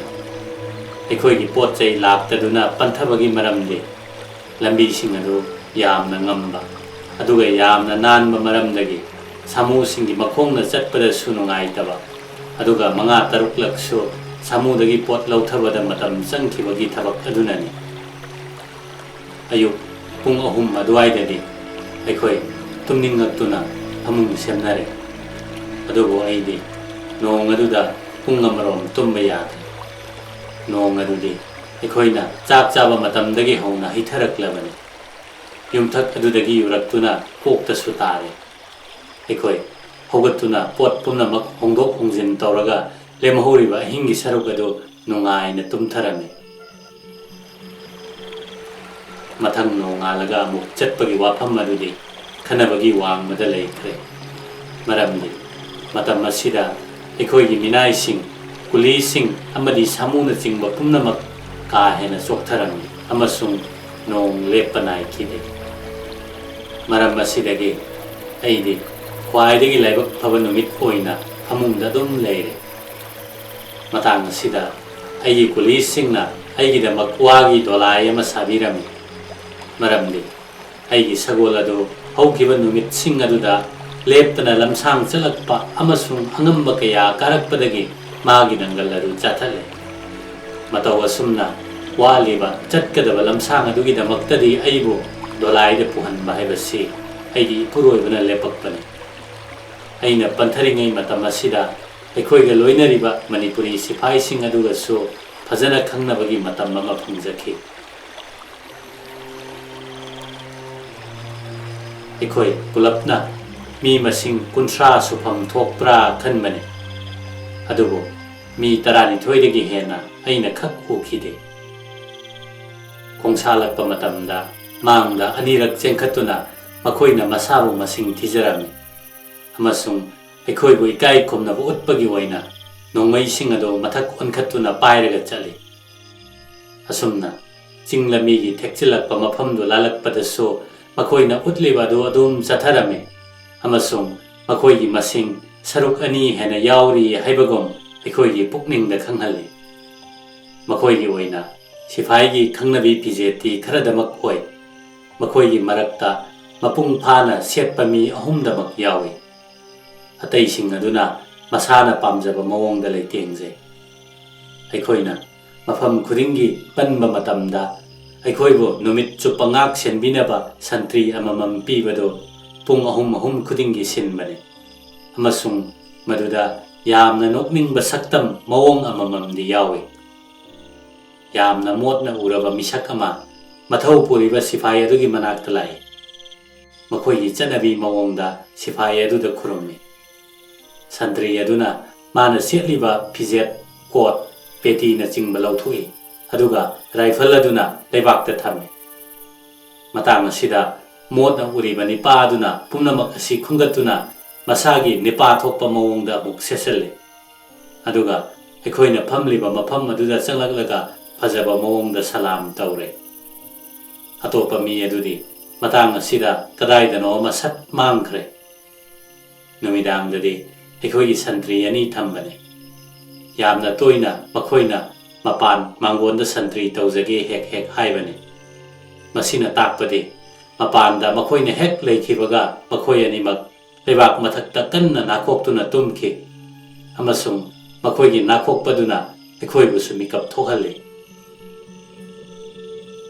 ꯑꯩꯈꯣꯏ ꯆꯠꯃꯤꯟꯅꯕ ꯃꯇꯝꯗ ꯃꯥꯅ ꯅꯤꯡꯉꯛꯄ ꯃꯇꯨꯡ ꯏꯟꯅ ꯄꯪꯆꯠꯇ ꯆꯠꯅꯈꯤ꯫ ꯑꯩꯈꯣꯏꯒꯤ ꯄꯨꯛꯅꯤꯡꯗ ꯏꯇꯟ ꯇꯜꯂꯛꯄ ꯍꯩꯅꯤꯡꯗꯕ ꯎꯔꯕꯗꯤ ꯑꯁꯝꯕ ꯂꯝꯕꯤꯁꯤꯡꯗ ꯍꯦꯛꯇ ꯁꯝꯖꯤꯟꯗꯨꯅ ꯆꯠꯅꯈꯤ꯫ ꯑꯗꯨꯕꯨ ꯑꯩꯈꯣꯏꯒꯤ ꯏꯃꯥꯡꯗꯗꯤ ꯃꯈꯣꯏ 1-2ꯗꯤ ꯃꯍꯧꯁꯥꯒꯤ ꯃꯑꯣꯡꯗ ꯑꯗꯨꯃꯛ ꯆꯠꯂꯤ꯫ ꯃꯈꯣꯏ ꯑꯅꯤꯒꯤ ꯃꯔꯛꯇ ꯑꯃꯗꯤ ꯑꯍꯣꯡꯕ ꯂꯩꯇꯅ ꯑꯗꯨꯝ ꯕꯦꯡꯒꯨꯟ ꯄꯥꯏꯕꯅꯤ꯫ ꯃꯗꯨꯗ ꯃꯥꯒꯤ ꯋꯥꯈꯜꯅ ꯑꯄꯥꯝꯕ ꯀꯌꯥ ꯈꯣꯡꯗꯨꯅ ꯑꯩꯈꯣꯏꯕꯨꯁꯨ ꯑꯄꯥꯝꯕ ꯈꯪꯍꯜꯂꯤ꯫ ꯃꯥꯅ ꯇꯧꯔꯤꯕꯗꯨ ꯑꯩꯗꯤ ꯑꯐꯕꯅꯤ ꯈꯟꯖꯩ꯫ ꯔꯥꯏꯐꯜꯁꯤꯡꯗꯣ ꯃꯈꯣꯏꯒꯤ ꯂꯦꯡꯖꯨꯝꯗ ꯄꯨꯏ ꯑꯗꯨꯒ ꯃꯈꯣꯏꯅ ꯆꯦꯛꯁꯤꯟꯖꯕ ꯃꯄꯣꯠ ꯃꯆꯩ ꯀꯌꯥ ꯐꯤ ꯑꯃꯗ ꯌꯣꯝꯗꯨꯅ ꯀꯤꯁꯤꯜꯂꯒ ꯃꯈꯣꯏꯒꯤ ꯅꯣꯡꯃꯩ ꯃꯇꯣꯟꯗ ꯌꯥꯜꯂꯤ꯫ ꯃꯅꯤꯄꯨꯔꯤ ꯁꯤꯐꯥꯏꯁꯤꯡꯁꯦ ꯌꯥꯝꯅ ꯅꯣꯛꯅꯤꯡꯕ ꯃꯁꯛ ꯑꯃꯅꯤ ꯍꯥꯏꯅ ꯂꯧꯕꯗ ꯀꯔꯤꯁꯨ ꯆꯤꯡꯅꯅꯤꯡꯉꯥꯏ ꯂꯩꯇꯦ꯫ ꯃꯊꯪꯒꯤ ꯅꯨꯃꯤꯠꯇꯗꯤ ꯃꯀ꯭ꯔꯨ ꯇꯨꯔꯦꯜ ꯃꯄꯥꯟꯗ ꯑꯩꯈꯣꯏꯅ ꯊꯨꯡꯂꯝꯕ ꯑꯆꯣꯠꯄ ꯃꯐꯝ ꯑꯏꯪꯕ ꯃꯐꯝ ꯑꯗꯨ ꯊꯥꯗꯣꯛꯂꯝꯃꯤ꯫ ꯃꯐꯝ ꯑꯗꯨꯗꯒꯤ ꯂꯥꯛꯄꯗ ꯑꯩꯈꯣꯏ ꯂꯣꯏꯅꯃꯛ ꯍꯔꯥꯎꯅꯩ ꯃꯔꯝꯗꯤ ꯍꯧꯖꯤꯛ ꯃꯅꯤꯄꯨꯔ ꯄꯥꯡꯅ ꯂꯥꯛꯂꯕꯅꯤꯅ꯫ ꯅꯨꯃꯤꯠ ꯈꯨꯗꯤꯡ ꯆꯞ ꯃꯥꯟꯅꯩ꯫ ꯅꯨꯃꯤꯠ ꯆꯨꯞꯄ ꯆꯤꯡ ꯑꯃꯨꯛ ꯀꯥꯕ ꯑꯃꯨꯛ ꯀꯨꯝꯊꯕ ꯑꯗꯨꯒ ꯅꯨꯃꯤꯗꯥꯡꯒꯤ ꯃꯇꯝꯗꯅ ꯋꯥꯅ ꯁꯥꯕ ꯈꯪꯄꯣꯛꯁꯪ ꯑꯃꯗ꯫ ꯑꯗꯨꯕꯨ ꯑꯍꯥꯟꯕ ꯅꯨꯃꯤꯠꯇ ꯊꯦꯡꯅꯈꯤꯕ ꯋꯥꯈꯜꯁꯤꯡ ꯑꯗꯨꯅꯗꯤ ꯑꯩꯈꯣꯏꯗ ꯂꯧꯁꯤꯡ ꯈꯔ ꯇꯥꯛꯄꯤꯔꯦ꯫ ꯑꯩꯈꯣꯏꯗ ꯌꯥꯝꯅ ꯗꯔꯀꯥꯔ ꯂꯩꯕ ꯄꯣꯠ ꯑꯌꯥꯝꯕꯗꯤ ꯀꯨꯂꯤꯁꯤꯡꯅ ꯄꯨꯍꯜꯂꯤ ꯑꯗꯨꯒ ꯁꯥꯃꯨꯁꯤꯡꯗꯨꯗ ꯑꯇꯩ ꯄꯣꯠꯂꯝꯁꯤꯡ ꯍꯥꯞꯄꯝꯃꯤ ꯃꯔꯝꯗꯤ ꯃꯈꯣꯏꯅ ꯇꯞꯅ ꯆꯠꯄꯅꯤꯅ꯫ ꯑꯩꯈꯣꯏꯅ ꯁꯨꯝ ꯂꯥꯛꯄꯗ ꯑꯩꯈꯣꯏꯕꯨ ꯌꯦꯡꯅꯕꯒꯤꯗꯃꯛ ꯆꯤꯡꯃꯤ ꯃꯤꯑꯣꯏꯁꯤꯡꯅ ꯃꯈꯣꯏꯒꯤ ꯈꯨꯡꯒꯪꯗꯒꯤ ꯁꯪꯒꯨ ꯊꯣꯛꯅꯔꯛꯏ꯫ ꯃꯈꯣꯏ ꯑꯌꯥꯝꯕꯅ ꯍꯥꯟꯅꯗꯤ ꯏꯪꯂꯤꯁꯀꯤ ꯅꯨꯄꯤ ꯑꯃꯠꯇ ꯎꯗ꯭ꯔꯤꯕꯅꯤꯅ꯫ ꯃꯔꯨꯑꯣꯏꯅ ꯃꯈꯣꯏꯅ ꯌꯦꯡꯅꯤꯡꯂꯤꯕꯁꯤ ꯑꯩꯉꯣꯟꯗꯅꯤ꯫ ꯆꯤꯡꯊꯛꯇꯒꯤ ꯅꯨꯃꯤꯠ 9ꯅꯤ ꯆꯠꯂꯕ ꯃꯇꯨꯡꯗ 9ꯁꯨꯕ ꯅꯨꯃꯤꯠꯇꯗꯤ ꯑꯩꯈꯣꯏ ꯏꯀꯣꯟ ꯀꯣꯟꯕ ꯆꯤꯡꯁꯥꯡ ꯑꯗꯨꯒꯤ ꯈ꯭ꯋꯥꯏꯗꯒꯤ ꯋꯥꯡꯕ ꯅꯥꯄꯣꯝꯗ ꯂꯥꯛꯂꯦ ꯑꯃꯁꯨꯡ ꯑꯩꯈꯣꯏꯅ ꯆꯠꯂꯤꯕ ꯆꯤꯡ ꯑꯗꯨꯒꯤ ꯃꯈꯥꯗ ꯂꯩꯈ꯭ꯔꯕ ꯃꯅꯤꯄꯨꯔ ꯇꯝꯄꯥꯛꯀꯤ ꯁꯛꯐꯝ ꯑꯗꯨ ꯑꯩꯅ ꯏꯍꯥꯟ ꯍꯥꯟꯅ ꯎꯖꯕꯅꯤ꯫ ꯅꯨꯃꯤꯠ ꯌꯨꯡꯕ ꯃꯇꯨꯡꯒꯤ ꯅꯨꯡꯁꯥ ꯃꯉꯥꯜ ꯑꯗꯨꯗ ꯀꯌꯥꯗ ꯐꯖꯅ ꯏꯪꯅ ꯆꯤꯛꯅ ꯎꯈ꯭ꯔꯕ꯫ ꯍꯧꯈꯤꯕ ꯅꯨꯃꯤꯠ 8ꯅꯤ ꯆꯨꯞꯅ ꯆꯤꯡꯗ ꯂꯥꯛꯂꯕ ꯃꯇꯨꯡꯗ ꯃꯤꯠꯅ ꯌꯦꯡꯕꯗ ꯇꯥꯝꯅ ꯁꯟꯗꯣꯛꯈ꯭ꯔꯤꯕ ꯃꯐꯝꯁꯤꯡ ꯑꯗꯨ ꯌꯦꯡꯕꯗ ꯑꯁꯨꯛꯀꯤ ꯃꯇꯤꯛ ꯐꯖꯔꯝꯃꯤ꯫ ꯃꯇꯝ ꯉꯥꯏꯍꯥꯛꯇꯤ ꯑꯩꯈꯣꯏ ꯆꯤꯡꯊꯛ ꯑꯗꯨꯗ ꯂꯦꯞꯇꯨꯅ ꯃꯐꯝꯁꯤꯡ ꯑꯗꯨ ꯍꯔꯥꯎꯅ ꯌꯦꯡꯖꯈꯤ꯫ ꯇꯝꯄꯥꯛ ꯑꯗꯨꯗ ꯂꯥꯞꯅ ꯂꯩꯈ꯭ꯔꯕ ꯑꯉꯧꯕ ꯃꯆꯨ ꯇꯩꯕ ꯃꯍꯥꯔꯥꯖꯀꯤ ꯀꯣꯅꯨꯡ ꯑꯃꯁꯨꯡ ꯃꯍꯥꯛꯅ ꯆꯦꯠꯅ ꯂꯨꯅ ꯅꯤꯡꯖꯕ ꯂꯥꯏꯒꯤ ꯁꯅꯥꯅ ꯀꯨꯞꯄ ꯂꯥꯏꯁꯪ ꯑꯗꯨꯒꯤ ꯃꯑꯣꯡꯁꯨ ꯎꯕ ꯐꯪꯂꯝꯃꯤ꯫ ꯑꯩꯈꯣꯏꯅ ꯂꯦꯞꯂꯤꯕ ꯑꯗꯨꯒꯤ ꯃꯈꯥꯗ ꯑꯃꯨꯛ ꯁꯪꯕꯥꯅꯅ ꯁꯟꯗꯣꯛꯈ꯭ꯔꯦ ꯂꯣꯛꯇꯥꯛ ꯄꯥꯠꯀꯤ ꯏꯁꯤꯡꯅ ꯑꯃꯁꯨꯡ ꯏꯁꯤꯡ ꯑꯗꯨꯒꯤ ꯃꯅꯥꯛꯇ ꯆꯤꯡꯗꯨꯝ ꯃꯆꯥꯒꯤ ꯏꯊꯠꯅ ꯑꯃꯨꯛ ꯀꯌꯥꯗ ꯐꯖꯅ ꯊꯝꯂꯤꯕ ꯆꯕꯨꯜ ꯍꯧꯕ ꯎꯄꯥꯜ ꯑꯃꯗꯤ ꯂꯐꯨ ꯄꯥꯝꯕꯤꯁꯤꯡꯒꯤ ꯃꯔꯛꯇ ꯈꯨꯡꯒꯪ ꯀꯌꯥꯅ ꯇꯝꯄꯥꯛ ꯑꯁꯤꯒꯤ ꯃꯔꯛꯇ ꯇꯨꯝꯄꯛ ꯍꯧꯔꯤꯕ꯫ ꯑꯁꯨꯝꯅ ꯈꯨꯡꯒꯪꯁꯤꯡꯒꯤ ꯃꯔꯛꯇ ꯐꯧꯒꯤ ꯂꯧꯕꯨꯛ ꯑꯃꯗꯤ ꯑꯇꯩ ꯃꯍꯩ ꯃꯔꯣꯡ ꯊꯥꯐꯝꯁꯤꯡꯁꯨ ꯂꯝꯇꯨꯞ ꯁꯟꯗꯣꯛꯂꯤ ꯇꯝꯄꯥꯛꯀꯤ ꯂꯝꯗꯝ ꯄꯨꯝꯅꯃꯛꯁꯦ ꯌꯦꯡꯕꯗ ꯑꯋꯥꯠꯄ ꯂꯩꯇꯕ ꯑꯃꯁꯨꯡ ꯆꯦꯛꯁꯤꯟꯅ ꯊꯝꯂꯕ ꯃꯐꯝ ꯃꯥꯟꯕꯅꯤ ꯑꯁꯨꯝꯅ ꯑꯩꯈꯣꯏꯒꯤ ꯈꯣꯡꯆꯠꯀꯤ ꯑꯔꯣꯏꯕ ꯑꯣꯏꯒꯗꯕ ꯃꯊꯪꯒꯤ ꯅꯨꯃꯤꯠ ꯑꯗꯨꯕꯨꯁꯨ ꯑꯩꯈꯣꯏꯅ ꯑꯃꯨꯛ ꯌꯥꯝꯅ ꯈꯧꯔꯥꯡꯅ ꯉꯥꯏꯖꯈꯤꯕꯅꯤ ꯀꯔꯅꯦꯜ ꯁꯥꯃꯨ ꯀꯧꯕ ꯅꯤꯄꯥ ꯑꯃꯅ ꯂꯝꯖꯤꯡꯗꯨꯅ ꯁꯥꯃꯨ 10 ꯑꯃꯁꯨꯡ ꯁꯤꯐꯥꯏ 50ꯒ ꯂꯣꯏꯅꯅ ꯑꯩꯈꯣꯏꯕꯨ ꯆꯤꯡꯈꯣꯡ ꯑꯃꯗ ꯉꯥꯏꯗꯨꯅ ꯂꯩꯔꯝꯕ ꯑꯗꯨ ꯊꯦꯡꯅꯔꯦ ꯀꯔꯅꯦꯜ ꯁꯥꯃꯨ ꯍꯥꯏꯕ ꯃꯤꯁꯛ ꯑꯗꯨꯗꯤ ꯑꯩꯅ ꯎꯔꯛꯄ ꯃꯤꯁꯤꯡꯒꯤ ꯃꯔꯛꯇ ꯑꯀꯤꯕ ꯄꯣꯛꯄ ꯑꯃꯗꯤ ꯌꯥꯝꯅꯁꯨ ꯂꯦꯝꯖꯕ ꯑꯍꯟ ꯑꯃꯅꯤ ꯕꯦꯕꯥꯔ ꯐꯖꯕ ꯑꯃꯁꯨꯡ ꯅꯣꯂꯨꯛꯄ ꯍꯥꯏꯕꯗꯨ ꯃꯉꯣꯟꯗ ꯂꯣꯏꯅꯃꯛ ꯌꯥꯎꯏ ꯑꯆꯧꯕ ꯊꯨꯝꯃꯣꯛ ꯀꯌꯥꯗ ꯄꯥꯠꯀꯤ ꯎꯆꯦꯛ ꯑꯃꯗꯤ ꯆꯥꯅꯅꯕ ꯃꯅꯥ ꯃꯁꯤꯡ ꯀꯌꯥ ꯍꯥꯞꯂꯒ ꯑꯩꯈꯣꯏꯗ ꯈꯨꯗꯣꯜ ꯄꯣꯠ ꯑꯣꯏꯅ ꯄꯤꯔꯝꯃꯤ ꯑꯗꯨꯒ ꯈꯪꯄꯣꯛꯁꯪ ꯑꯗꯨ ꯐꯥꯎꯕ ꯑꯩꯈꯣꯏꯕꯨ ꯊꯤꯟꯗꯨꯅ ꯆꯠꯃꯤꯟꯅꯩ ꯑꯉꯥꯡꯕ ꯃꯆꯨꯒꯤ ꯐꯤꯅ ꯐꯖꯅ ꯀꯨꯞꯂꯕ ꯁꯥꯃꯨꯒꯤ ꯃꯊꯛꯇ ꯑꯩꯈꯣꯏ ꯂꯣꯏꯅ ꯇꯣꯡꯉꯤ ꯑꯍꯥꯟꯕꯗ ꯑꯩꯗꯤ ꯏꯄꯨꯔꯣꯏꯕꯒ ꯂꯣꯏꯅꯅ ꯁꯥꯃꯨ ꯃꯊꯛꯇ ꯇꯣꯡꯖꯅꯤꯡꯕꯅꯤ ꯑꯗꯨꯕꯨ ꯑꯩꯈꯣꯏ ꯂꯣꯟ ꯈꯪꯅꯗꯕꯒꯤ ꯃꯔꯛꯇ ꯋꯥ ꯐꯣꯡꯗꯣꯛꯍꯜꯂꯤꯕ ꯃꯤꯁꯛ ꯑꯗꯨꯅ ꯍꯥꯏ ꯀꯔꯅꯦꯜ ꯁꯥꯃꯨꯅ ꯌꯥꯔꯣꯏ ꯃꯔꯝꯗꯤ ꯑꯩꯈꯣꯏꯒꯤꯁꯨ ꯏꯇꯤꯛ ꯏꯒꯨꯟ ꯉꯥꯛꯆꯕ ꯑꯣꯏꯅ ꯁꯥꯃꯨ ꯄꯨꯝꯅꯃꯛ ꯑꯁꯦ ꯅꯈꯣꯏꯒꯤ ꯁꯤꯖꯤꯟꯅꯅꯕ ꯄꯨꯔꯛꯂꯤꯕꯅꯤ ꯑꯁꯨꯝꯅ ꯑꯩꯍꯥꯛꯁꯨ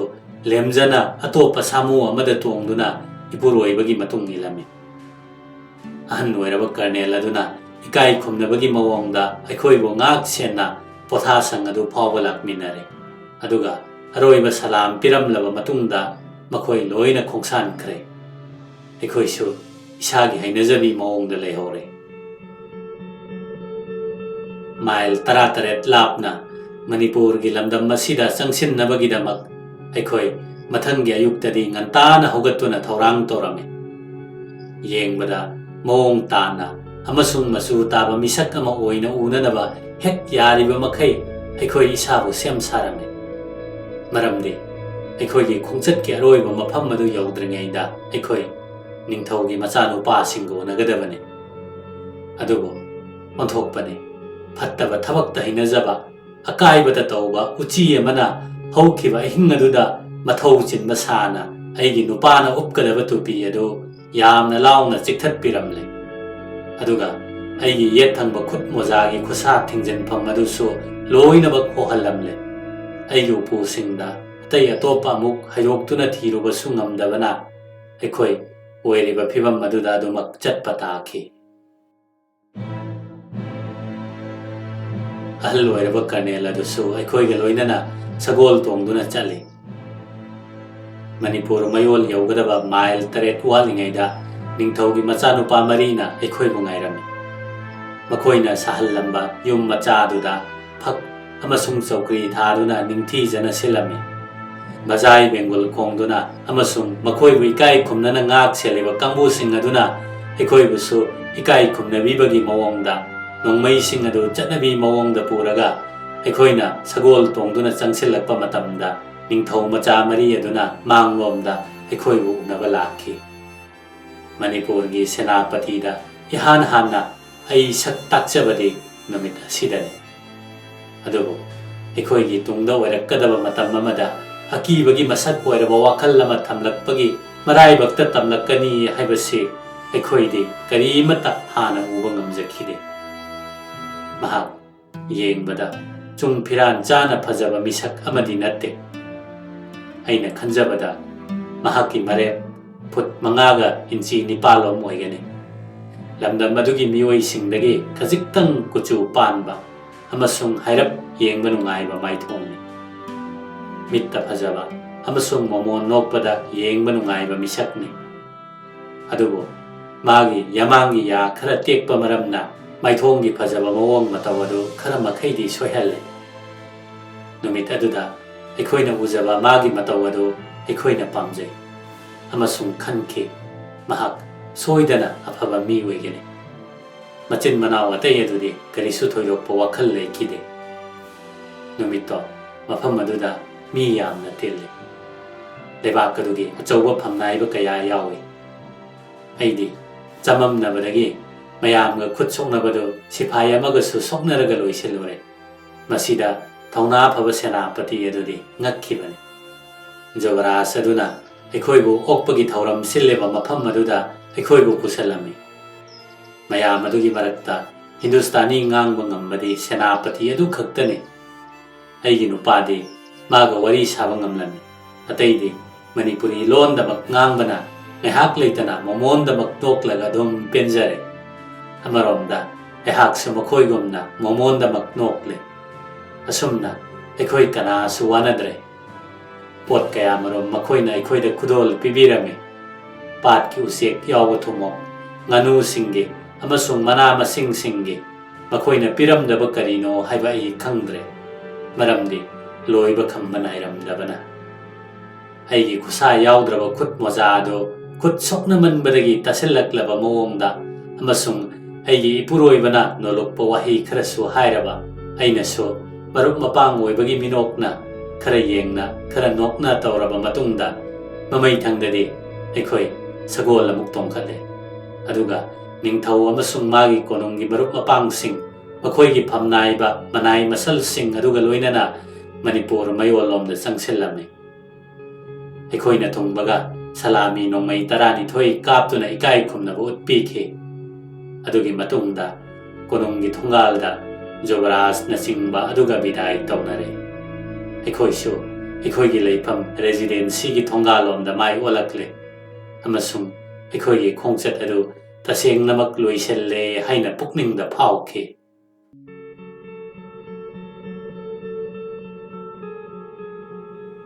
ꯃꯐꯝꯕꯨ ꯑꯣꯏꯔꯦ ꯅꯠꯇ꯭ꯔꯒ ꯃꯤꯕꯨ ꯑꯣꯏꯔꯦ, ꯀꯔꯤꯒꯨꯝꯕ ꯑꯃꯒꯤ ꯃꯔꯝꯗ ꯄꯨꯛꯅꯤꯡꯗ ꯂꯥꯛꯄ ꯋꯥꯈꯜ ꯑꯁꯦ ꯑꯩꯈꯣꯏꯅ इहान हाना उबदा फाउखिबा वाखल अदुगी मपाल तांगबा ngaktani haibasi aidi matam pumnamakta khanjai yum natraga leikol ama ihan hana uba maktada kanagumbagi pukningda nungaiba wakhal ri pokpa yai kari amuk haigani hena naksinna khangnaraklaba matamda ningba kainingai machak oirabasu asigumba matang asida ꯑꯩꯈꯣꯏ ꯌꯨꯝ ꯑꯃꯁꯨꯡ ꯑꯀꯣꯏꯕꯗ ꯂꯩꯔꯤꯕꯁꯤꯡ ꯑꯗꯨꯒꯤ ꯃꯔꯝꯗ ꯑꯩꯒꯤ ꯄꯨꯛꯅꯤꯡꯗ ꯏꯍꯥꯟ ꯍꯥꯟꯅ ꯐꯥꯎꯖꯈꯤꯕꯁꯤꯡ ꯑꯗꯨꯗꯤ ꯅꯤꯡꯊꯤꯅ ꯐꯣꯡꯗꯣꯛꯆꯅꯤꯡꯏ꯫ ꯆꯪꯐꯝ ꯊꯣꯡꯒꯥꯜ ꯑꯗꯨꯗꯒꯤ ꯌꯨꯝ ꯑꯗꯨ ꯐꯥꯎꯕ ꯁꯥꯡꯅ ꯁꯒꯣꯜ ꯒꯥꯔꯤꯒꯨꯝꯕꯅ ꯊꯧꯖꯤꯜꯂꯛꯄ ꯌꯥꯕꯒꯤ ꯂꯝꯕꯤ ꯑꯃ ꯂꯩ꯫ ꯂꯝꯕꯤꯒꯤ ꯅꯥꯀꯜ ꯑꯅꯤꯃꯛꯇ ꯎ ꯄꯥꯝꯕꯤꯁꯤꯡꯅ ꯂꯩꯇꯦꯡꯏ꯫ ꯌꯦꯡꯊꯣꯛꯈꯤꯕꯗ ꯄꯨꯛꯅꯤꯡꯗ ꯅꯨꯡꯉꯥꯏꯕ ꯄꯣꯛꯅ ꯁꯟꯗꯣꯛꯈ꯭ꯔꯤꯕ ꯑꯁꯪꯕ ꯅꯥꯄꯤꯒꯤ ꯂꯝꯄꯥꯛ ꯑꯗꯨꯗ ꯗꯦꯕꯗꯥꯔꯨ ꯑꯃꯁꯨꯡ ꯂꯩ ꯁꯥꯠꯄ ꯅꯦꯝ ꯅꯦꯝꯕ ꯄꯥꯝꯕꯤ ꯀꯌꯥꯅ ꯃꯔꯛ ꯃꯔꯛꯇ ꯍꯧꯔꯤ꯫ ꯑꯗꯨꯒ ꯌꯦꯠ ꯊꯪꯕ ꯅꯥꯀꯟꯗ ꯂꯝꯄꯥꯛ ꯑꯗꯨꯒꯤ ꯃꯌꯥꯏꯗ ꯇꯦꯅꯤꯁ ꯁꯥꯟꯅꯐꯝ ꯑꯃꯁꯨ ꯂꯩ꯫ ꯆꯕꯨꯟ ꯆꯕꯨꯟ ꯁꯥꯠꯂꯤꯕ ꯗꯔꯒꯨꯂꯥꯞꯀꯤ ꯁꯝꯕꯜ ꯑꯗꯨꯅ ꯃꯄꯥꯟ ꯊꯪꯕ ꯂꯝꯄꯥꯛ ꯑꯗꯨ ꯌꯨꯝꯒꯤ ꯑꯀꯣꯏꯕꯗ ꯂꯩꯔꯤꯕ ꯂꯩꯀꯣꯜ ꯑꯗꯨꯗꯒꯤ ꯇꯣꯉꯥꯟꯅ ꯈꯥꯏꯗꯣꯛꯏ ꯑꯃꯁꯨꯡ ꯃꯗꯨꯒꯤ ꯑꯀꯣꯏꯕꯗ ꯂꯩꯔꯤꯕ ꯄꯥꯠ ꯃꯆꯥ ꯑꯗꯨꯒꯤ ꯃꯌꯥꯏꯗ ꯑꯄꯤꯛꯄ ꯏꯊꯠ ꯃꯆꯥ ꯑꯃꯁꯨ ꯂꯩꯔꯤ ꯑꯃꯁꯨꯡ ꯄꯥꯠ ꯑꯗꯨꯗ ꯊꯦꯡꯂꯕꯁꯨ ꯊꯦꯡꯅ ꯃꯇꯝ ꯑꯣꯏꯕ ꯑꯣꯏꯗꯕ ꯂꯝ ꯉꯥꯅꯨ ꯈꯔꯗꯤ ꯑꯗꯨꯝ ꯏꯔꯣꯏꯗꯨꯅ ꯂꯩꯕꯅꯤ꯫ ꯑꯩꯈꯣꯏꯒꯤ ꯌꯨꯝ ꯆꯪꯐꯝ ꯑꯗꯨ ꯐꯥꯎꯕ ꯁꯒꯣꯜ ꯇꯣꯡꯗꯨꯅ ꯊꯧꯖꯤꯜꯂꯦ ꯑꯃꯁꯨꯡ ꯌꯨꯝ ꯑꯗꯨꯗꯒꯤ ꯀꯥꯞꯊꯣꯛꯇꯨꯅ ꯈꯟꯗꯣꯛꯂꯤꯕ ꯑꯗꯨꯒꯤ ꯃꯈꯥꯗ ꯌꯥꯝꯅ ꯁꯥꯡꯅ ꯀꯥꯕ ꯁꯤꯔꯤꯒꯤ ꯄꯔꯦꯡ ꯑꯃꯁꯨ ꯂꯩ꯫ ꯑꯗꯨꯒ ꯉꯥꯡꯂꯩꯅꯅ ꯆꯨꯝꯅ ꯁꯥꯠꯂꯤꯕ ꯐꯖꯔꯕ ꯕꯣꯒꯦꯟꯚꯤꯂꯤꯌꯥ ꯄꯥꯝꯕꯤ ꯑꯗꯨꯅ ꯏꯅ ꯀꯨꯞꯂꯕ ꯑꯩꯈꯣꯏꯒꯤ ꯃꯥꯡꯒꯣꯜ ꯁꯔꯨꯛ ꯑꯗꯨꯕꯨ ꯂꯣꯠꯁꯤꯟꯗꯨꯅ ꯊꯝꯕꯒꯨꯝ ꯅꯤꯡꯊꯤꯖꯅ ꯈꯥꯖꯤꯜꯂꯤ꯫ ꯑꯩꯈꯣꯏꯒꯤ ꯂꯩꯐꯝ ꯔꯦꯁꯤꯗꯦꯟꯁꯤ ꯑꯗꯨ ꯑꯁꯪꯕ ꯅꯦꯝꯇꯛ ꯇꯧꯕ ꯌꯨꯝꯅꯤ, ꯏꯅ ꯀꯨꯞꯄꯅꯤ꯫ ꯐꯛꯂꯥꯡꯁꯤꯡ ꯑꯗꯨ ꯑꯉꯧꯕ ꯁꯨꯅꯨ ꯍꯥꯏꯔꯒ ꯎꯒꯤ ꯁꯔꯨꯛ ꯑꯗꯨꯅ ꯑꯃꯨꯕ ꯇꯩꯕꯅꯤꯅ ꯃꯌꯦꯛ ꯁꯦꯡꯅ ꯆꯣꯡꯊꯣꯛꯄꯅꯤ꯫ ꯑꯀꯣꯏꯕꯗ ꯂꯩꯕ ꯃꯥꯡꯒꯣꯟꯒꯤ ꯁꯔꯨꯛ ꯑꯗꯨꯗ ꯆꯠꯄ ꯐꯝꯕꯗ ꯅꯨꯡꯉꯥꯏꯅꯕ ꯐꯛ ꯊꯥꯔꯒ ꯌꯨꯕꯤ ꯃꯁꯤꯡꯅ ꯁꯥꯕ ꯈꯣꯡꯅꯦꯠꯐꯝ ꯑꯃꯁꯨꯡ ꯁꯎꯟ ꯀꯌꯥꯅ ꯃꯐꯝ ꯑꯗꯨꯗ ꯂꯩꯕꯅꯤ꯫ ꯌꯨꯝ ꯑꯗꯨꯒꯤ ꯃꯃꯥꯡ ꯑꯣꯏꯅ ꯅꯤꯡꯊꯤꯖꯅ ꯅꯥꯄꯤ ꯍꯧꯕ ꯂꯝꯄꯥꯛ ꯃꯆꯥ ꯑꯃꯁꯨ ꯂꯩ ꯑꯃꯁꯨꯡ ꯃꯐꯝ ꯑꯗꯨꯗ ꯂꯩꯕ ꯂꯩꯁꯤꯡꯒꯤ ꯍꯧꯐꯝ ꯑꯗꯨꯗ ꯃꯆꯨ ꯃꯆꯨꯒꯤ ꯂꯩꯔꯥꯡ ꯀꯌꯥ ꯀꯌꯥꯅ ꯃꯔꯥꯡ ꯀꯥꯏꯅ ꯁꯥꯠꯂꯤ꯫ lampak masa adugi aroiba sarukti aina manglanda uzakhiba kuiraba England gi phiral na yung liba chaikho kadugi mathakta chauthok chana pairi nami banungsit ki ipomda aikhoi gi phamdadi hokhiba numit mapanni jungle da chatlubadagi halakpada ngairi banina mafam adu yamna phajaba oina thoklami amasung nongma nongmagi sum hainarakpana tabak ingkhang kaya chatlurabasu harau nungai wakhalga loinana aikhoi mafam aduda hanjinnarei yumgi manung adusu chap manana sumhatpa nungaiba mafamni haiba yai amasung aikhoi na siletta leiroba yum macha adudagidi mafam asi chauraba chinglem yum ama oire aikhoi da angang machugi kolit paminai kayana aigi thabak tobiduna aigi yathang tabungai duna leiriba amasung gurkha nipa anina aikhoi gi pakholoi oiduna leiriba asina chingba sidi aina maikai asomda khanjaro wakhaldo chap chana thunghanbire haibasu yare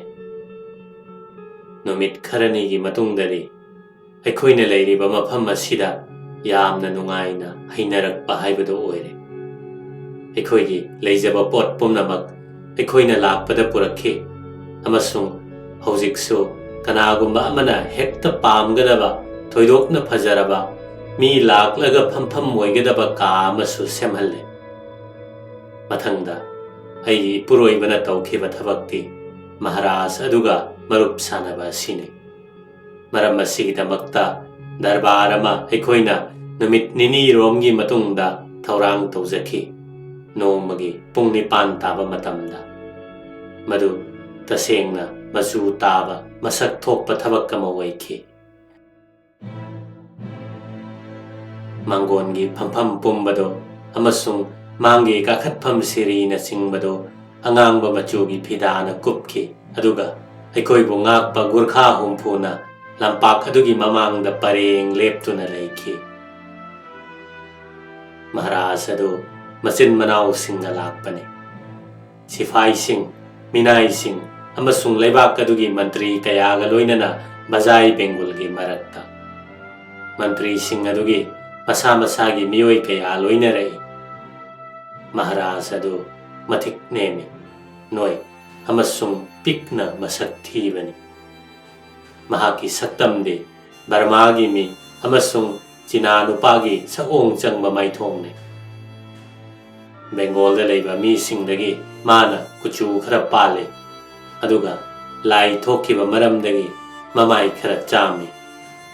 mahak yamna chamna angauba phi ngakta sele sana machugi kudam panba angauba kot kaloinana lasingi yamna paba phaijo mama sele magi kokta angauba koyeta me yetlaga napu machugi khongan melei charong amasu thele wau thang naba samtugi moza asangba ama makhongda uplaga magi khuda chingthok chingsin yaba higok machugi mari amana lakselle amasung mari ado apaba pithragi kudam gu masingsu yauraga piktakna thupi kisali mahak yamna chawba kaya machu tadana saba mari lonba chawba khongupa matongi amasung khongupa du tongbada mahak yamna chawthok chana ui magi manau singi marakta khwaidagi hanba dusu maga chap manaba ani suba masakni tawbatabu kara hena mangondagi masa tup tup lauba amasung masak thijanmani mathangda sagol tongduna lai senapati adusu magi maramda aina suhana haijakhrabani mahak manau nupa mangana ile Srijut Maharaj adu oknabagidamak aigi puroibana magi tupi lauthokhtuna mapalgi thongal tana chalame amasung mafam aduda ningthau macha sing aduga khut soknaraba matungda Maharaj kaloinana yum aduda amuk halaklaga aikhoi gi leifam residency adugi mayaida leiba darbar hall aduda changmine tawriba darbar adumakti chumnagi thagatnaba phongdoknabagi ta oiba maramna yamna tena minute 10 romdamak oikhi Maharaj aduna chalamdaida ꯑꯩꯕꯨ ꯎꯅꯤꯡꯕꯒꯤ ꯋꯥꯐꯝ ꯑꯃ ꯐꯣꯡꯗꯣꯔꯛꯄꯗꯒꯤ ꯑꯩꯁꯨ ꯃꯄꯥꯟꯗ ꯊꯣꯔꯛꯇꯨꯅ ꯃꯈꯣꯏ ꯄꯨꯝꯅꯃꯛꯀ ꯈꯨꯠ ꯁꯣꯛꯅꯈꯤ꯫ ꯑꯩꯗꯤ ꯍꯔꯥꯎ ꯍꯔꯥꯎꯅ ꯅꯣꯛꯆꯕ ꯑꯗꯨ ꯅꯠꯇꯅ ꯀꯔꯤꯁꯨ ꯍꯥꯏꯖꯕ ꯉꯝꯈꯤꯗꯦ꯫ ꯃꯔꯝꯗꯤ ꯃꯇꯝ ꯑꯗꯨꯗ ꯑꯩꯅ ꯍꯥꯏꯅꯤꯡꯕ ꯄꯨꯝꯅꯃꯛꯇꯣ ꯍꯥꯏꯗꯣꯛꯅꯕ ꯃꯈꯣꯏꯒꯤ ꯂꯣꯜ ꯑꯗꯨ ꯆꯞ ꯆꯥꯅ ꯈꯪꯗꯕ ꯃꯔꯝꯅ ꯑꯩꯍꯥꯛ ꯑꯁꯦ ꯀꯔꯤꯒꯨꯝꯕ ꯃꯈꯜꯒꯤ ꯃꯤꯁꯛ ꯑꯃ ꯑꯣꯏꯕꯒꯨꯝ ꯃꯈꯣꯏ ꯄꯨꯝꯅꯃꯛꯅ ꯌꯥꯝꯅ ꯆꯤꯡꯂꯦꯝꯅ ꯑꯩꯉꯣꯟꯗ ꯃꯨꯟꯅ ꯌꯦꯡꯈꯤ ꯑꯃꯁꯨꯡ ꯃꯁꯤꯒꯤ ꯃꯇꯨꯡꯗ ꯃꯈꯣꯏ ꯑꯃꯨꯛ ꯍꯟꯈꯤ꯫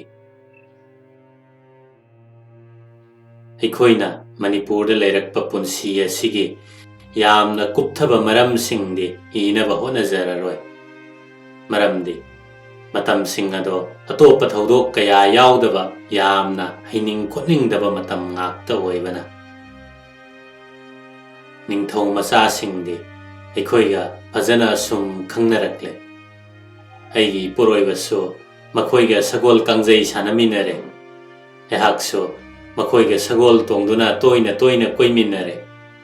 ꯑꯈꯟꯅꯅ ꯁꯦꯅꯥꯄꯇꯤ ꯑꯗꯨꯗꯤ ꯑꯩꯈꯣꯏꯒ ꯌꯥꯝꯅ ꯐꯕ ꯃꯔꯨꯞꯅꯤ꯫ ꯂꯝꯗꯝ ꯑꯁꯤꯒꯤ ꯃꯤꯑꯣꯏꯁꯤꯡꯒꯤ ꯂꯝꯆꯠꯇ ꯌꯥꯎꯗꯕ ꯀꯔꯤꯒꯨꯝꯕ ꯈꯔꯗꯤ ꯃꯥꯒꯤ ꯃꯐꯝꯗ ꯂꯩꯕꯅꯤ꯫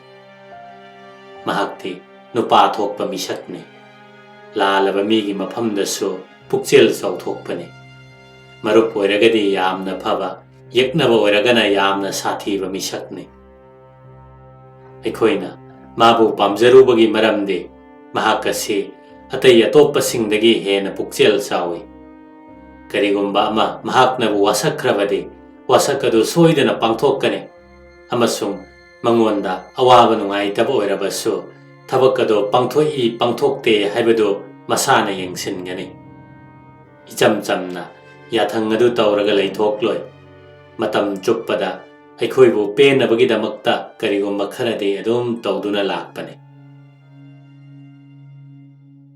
ꯊꯧꯗꯣꯛ ꯑꯃꯗ ꯑꯩꯅ ꯃꯉꯣꯟꯗ ꯍꯥꯏꯈꯤ ꯃꯗꯨꯗꯤ ꯀꯩꯊꯦꯜꯗ ꯂꯩꯕ ꯑꯀꯤꯕꯒꯤ ꯐꯤꯚꯝꯅ ꯃꯁꯛ ꯃꯇꯧ ꯐꯤꯚꯝ ꯆꯥꯗ꯭ꯔꯕ ꯀꯔꯤꯁꯨꯕꯨꯗꯤ ꯇꯧꯗꯕ ꯑꯉꯥꯎꯕ ꯃꯤꯁꯛ ꯑꯃꯅ ꯑꯩꯉꯣꯟꯗ ꯌꯥꯝꯅ ꯀꯤꯍꯜꯂꯤ ꯍꯥꯏꯅ꯫ ꯃꯍꯥꯛ ꯑꯗꯨꯅ ꯃꯃꯥꯏ ꯃꯃꯤꯠ ꯁꯨꯒꯠꯇꯨꯅ ꯈꯤꯒꯠꯇꯨꯅ ꯑꯩꯈꯣꯏꯗ ꯍꯦꯛ ꯍꯦꯛ ꯆꯣꯡꯁꯤꯟꯕꯅꯤ꯫ ꯃꯗꯨꯗꯅꯤ ꯑꯩꯅ ꯌꯥꯝꯅ ꯅꯨꯡꯉꯥꯏꯖꯗꯕ꯫ ꯑꯁꯨꯝꯅ ꯀꯤꯍꯟꯕꯁꯤ ꯑꯩꯉꯣꯟꯗ ꯀꯌꯥꯔꯛ ꯊꯣꯛꯈ꯭ꯔꯕꯅꯤ꯫ ꯁꯦꯅꯥꯄꯇꯤꯒꯤ ꯃꯐꯝꯗ ꯑꯩꯅ ꯋꯥꯐꯝ ꯑꯁꯤ ꯍꯥꯏꯗꯣꯛꯈ꯭ꯔꯕꯒꯤ ꯃꯇꯨꯡꯗ ꯈꯪꯂꯩ ꯃꯗꯨꯗꯤ ꯑꯉꯥꯎꯕ ꯅꯨꯄꯥꯗꯨ ꯃꯇꯝ ꯀꯨꯏꯅ ꯀꯩꯊꯦꯜꯗ ꯂꯩꯈꯤꯗ꯭ꯔꯦ ꯍꯥꯏꯕꯁꯤ ꯑꯃꯁꯨꯡ ꯃꯤꯅ ꯑꯩꯉꯣꯟꯗ ꯍꯥꯏꯔꯛꯄꯗꯒꯤ ꯈꯪꯂꯦ ꯃꯗꯨꯗꯤ ꯁꯦꯅꯥꯄꯇꯤ ꯑꯗꯨꯅ ꯍꯨꯀꯨꯝ ꯇꯧꯕꯗꯒꯤ ꯑꯩꯈꯣꯏꯅ ꯃꯍꯧꯁꯥꯒꯤ ꯑꯣꯏꯅ ꯅꯨꯃꯤꯗꯥꯡ ꯋꯥꯏꯔꯝ ꯀꯩꯊꯦꯜ ꯆꯠꯄ ꯃꯇꯝꯗ ꯑꯉꯥꯎꯕ ꯑꯗꯨ ꯐꯥꯖꯤꯟꯗꯨꯅ ꯃꯌꯨꯝꯗ ꯂꯩꯍꯟꯈ꯭ꯔꯦ ꯍꯥꯏꯅ꯫ ꯑꯇꯣꯞꯄ ꯃꯇꯝ ꯑꯃꯗꯅ ꯑꯩꯅ ꯑꯃꯨꯛꯈꯛ ꯌꯥꯝꯅ ꯀꯟꯅ ꯅꯥꯈꯤ꯫ ꯑꯩ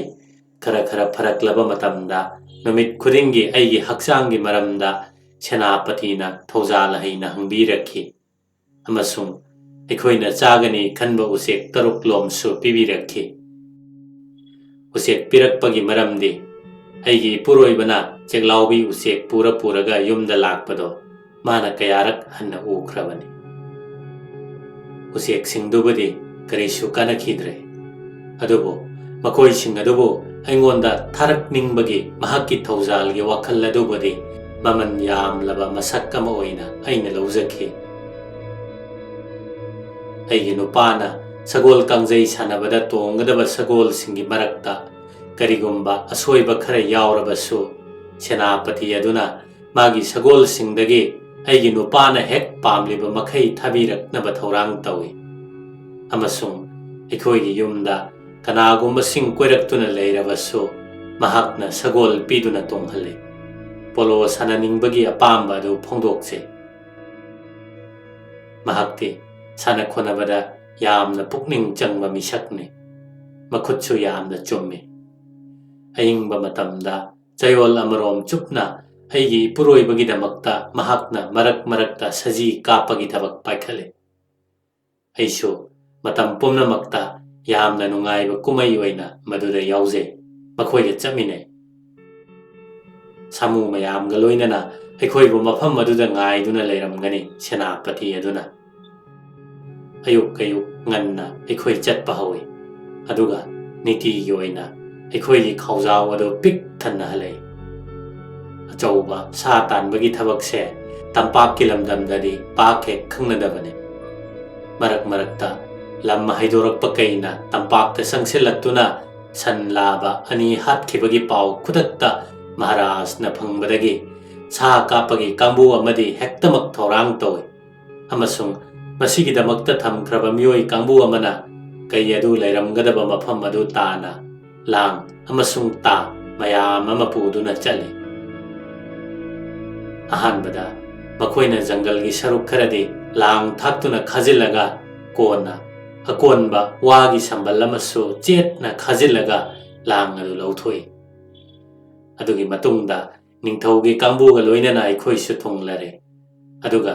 ꯂꯩꯃꯥꯏꯗꯒꯤ ꯌꯥꯝꯅ ꯋꯥꯡꯅ ꯁꯥꯔꯤꯕ ꯑꯄꯤꯛꯄ ꯁꯒꯥꯏ ꯑꯗꯨꯗ ꯀꯥꯈꯠꯂꯦ꯫ ꯁꯒꯥꯏ ꯑꯗꯨꯗꯤ ꯀꯔꯤꯒꯨꯝꯕ ꯀꯩ ꯑꯗꯨꯅ ꯅꯥꯟꯊꯣꯔꯛꯄ ꯊꯣꯛꯂꯕꯁꯨ ꯆꯦꯛꯁꯤꯟꯅ ꯌꯧꯕ ꯉꯝꯗꯅꯕ ꯁꯥꯈ꯭ꯔꯕꯅꯤ꯫ ꯃꯗꯨꯒꯤ ꯃꯇꯨꯡꯗ ꯌꯥꯝꯅ ꯂꯥꯡꯏ, ꯂꯥꯎꯏ, ꯃꯈꯣꯜ ꯑꯍꯧꯕ ꯌꯥꯝꯅ ꯈꯣꯡꯗꯨꯅ ꯀꯨꯝꯃꯩ ꯑꯗꯨ ꯍꯧꯏ꯫ ꯁꯝꯕꯜ ꯃꯅꯨꯡꯗ ꯂꯩꯕ ꯖꯪꯒꯜꯒꯤ ꯁꯔꯨꯛ ꯑꯗꯨ ꯀꯛꯊꯠꯄ, ꯌꯥꯟꯊꯠꯄ ꯍꯧꯔꯦ꯫ ꯖꯪꯒꯜ ꯌꯥꯟꯊꯠꯂꯤꯕ ꯃꯤ ꯑꯗꯨꯕꯨ ꯑꯇꯣꯞꯄ ꯑꯆꯧꯕ ꯇꯥ ꯄꯥꯏꯕ ꯃꯤ ꯑꯃꯅ ꯉꯥꯛ ꯁꯦꯜꯂꯤ꯫ ꯑꯁꯨꯝꯅ ꯃꯊꯪ ꯃꯊꯪ ꯌꯥꯟꯊꯠꯂꯕꯗ ꯀꯩ ꯑꯗꯨ ꯅꯝꯗꯨꯅ ꯃꯄꯥꯟꯗ ꯊꯣꯔꯛꯍꯜꯂꯤ꯫ ꯃꯇꯝ ꯑꯗꯨꯗ ꯁꯒꯥꯏ ꯃꯊꯛꯇꯒꯤ ꯃꯤꯁꯤꯡ ꯑꯗꯨꯅ ꯀꯩ ꯑꯗꯨ ꯇꯝꯅ ꯀꯥꯞꯁꯤꯟꯕꯗ ꯃꯍꯥꯛ ꯑꯗꯨꯝ ꯁꯤꯔꯦ꯫ ꯀꯔꯤꯒꯨꯝꯕ ꯃꯇꯝꯗ ꯃꯤꯌꯥꯝꯁꯤꯡ ꯑꯗꯨꯅ ꯁꯝꯕꯜ ꯑꯗꯨꯒꯤ ꯃꯅꯨꯡꯗ ꯀꯩ ꯑꯗꯨꯕꯨ ꯇꯥꯅ ꯊꯤꯟꯗꯨꯅ ꯍꯥꯠꯄꯁꯨ ꯌꯥꯎꯏ꯫ ꯑꯩꯈꯣꯏꯅ ꯌꯦꯡꯕ ꯃꯇꯝꯗ ꯇꯣꯜꯂꯕ ꯖꯤꯕ ꯑꯗꯨꯒꯤ ꯃꯁꯥꯗ ꯁꯣꯛꯐꯝ 10ꯗꯒꯤ 12 ꯐꯥꯎꯕ ꯃꯇꯝ ꯂꯩꯕ ꯈꯤꯕꯤꯛꯇ ꯂꯩ꯫ ꯄꯥꯈꯠꯄ, ꯆꯔꯥꯡꯅꯕꯒꯤ ꯃꯁꯛꯅꯤ, ꯁꯥꯟꯅꯕꯒꯤ ꯀꯨꯝꯃꯩ ꯑꯃꯗꯤ ꯅꯠꯇꯦ꯫ ꯃꯇꯝ ꯄꯨꯝꯅꯃꯛꯇ ꯀꯩ ꯑꯗꯨꯒꯤꯗꯃꯛ ꯅꯨꯡꯉꯥꯏꯇꯕ ꯐꯥꯎꯏ꯫ ꯑꯩꯅ ꯌꯥꯎꯕ ꯈꯨꯗꯤꯡꯒꯤ ꯃꯍꯥꯔꯥꯖ ꯑꯗꯨꯅ ꯀꯩꯒꯤ ꯃꯑꯣꯟ ꯑꯃꯁꯨꯡ ꯈꯨꯖꯤꯜꯁꯤꯡ ꯑꯗꯨ ꯑꯩꯉꯣꯟꯗ ꯈꯨꯗꯣꯜ ꯑꯣꯏꯅ ꯄꯤ ꯑꯃꯁꯨꯡ ꯑꯩꯅ ꯃꯅꯤꯄꯨꯔꯗ ꯂꯩꯔꯛꯄ ꯆꯍꯤ 3ꯒꯤ ꯃꯅꯨꯡꯗ ꯑꯁꯤꯒꯨꯝꯂꯕ ꯄꯣꯠ ꯀꯌꯥ ꯐꯪꯖꯈꯤ꯫ ꯅꯤꯡꯊꯧꯒꯤ ꯃꯆꯥꯅꯨꯄꯥꯁꯤꯡ ꯑꯗꯨꯅ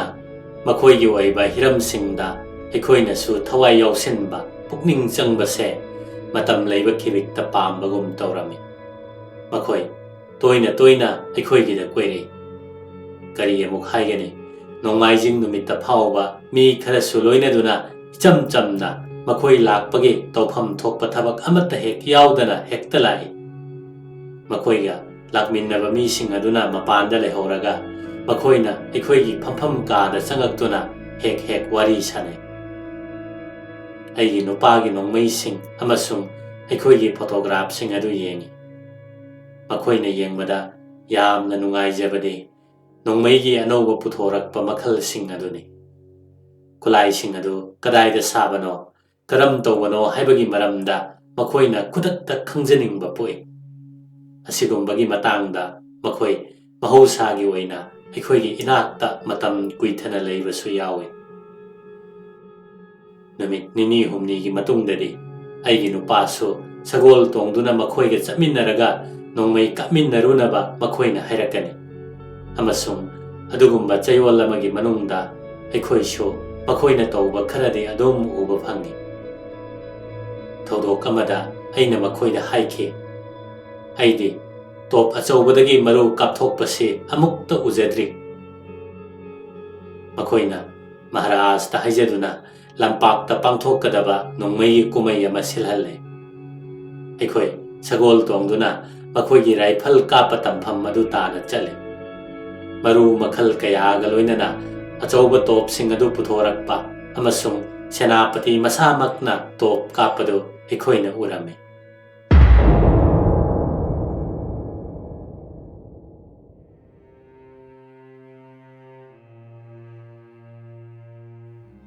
ꯍꯧꯈꯤꯕ ꯊꯥ ꯈꯔꯒꯤ ꯃꯅꯨꯡꯗ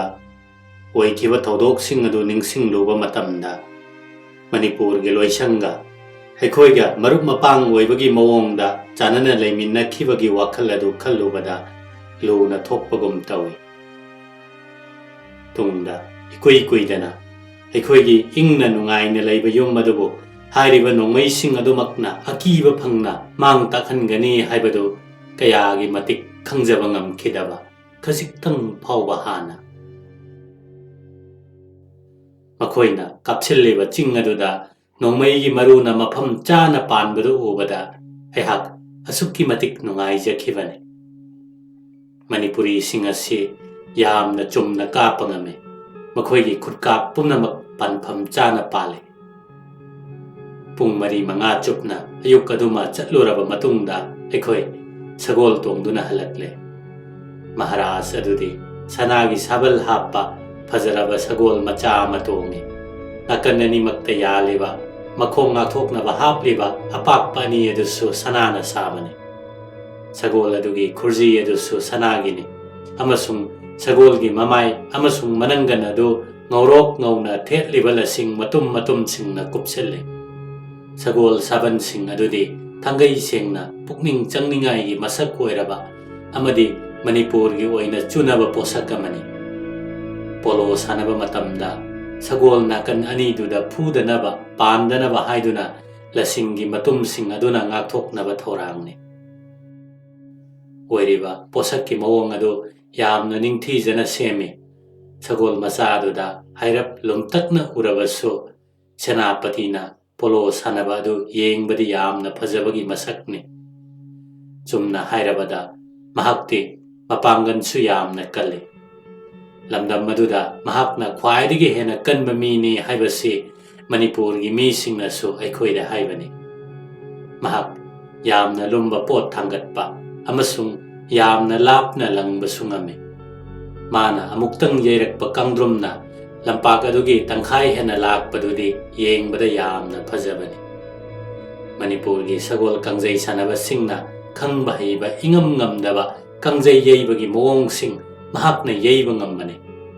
ꯌꯥꯝꯅꯁꯨ ꯍꯥꯏꯅꯩ ꯃꯗꯨꯗꯤ ꯆꯥꯡꯆꯠ ꯑꯃꯗ ꯁꯥꯟꯅꯕ ꯃꯅꯤꯄꯨꯔꯒꯤ ꯁꯥꯟꯅꯔꯣꯏ ꯑꯃꯅ ꯑꯌꯥꯝꯕ ꯏꯪꯂꯤꯁꯀꯤ ꯅꯨꯄꯥꯁꯤꯡꯕꯨ ꯃꯥꯏꯊꯤꯕ ꯄꯤꯕ ꯉꯝꯃꯤ ꯍꯥꯏꯅ꯫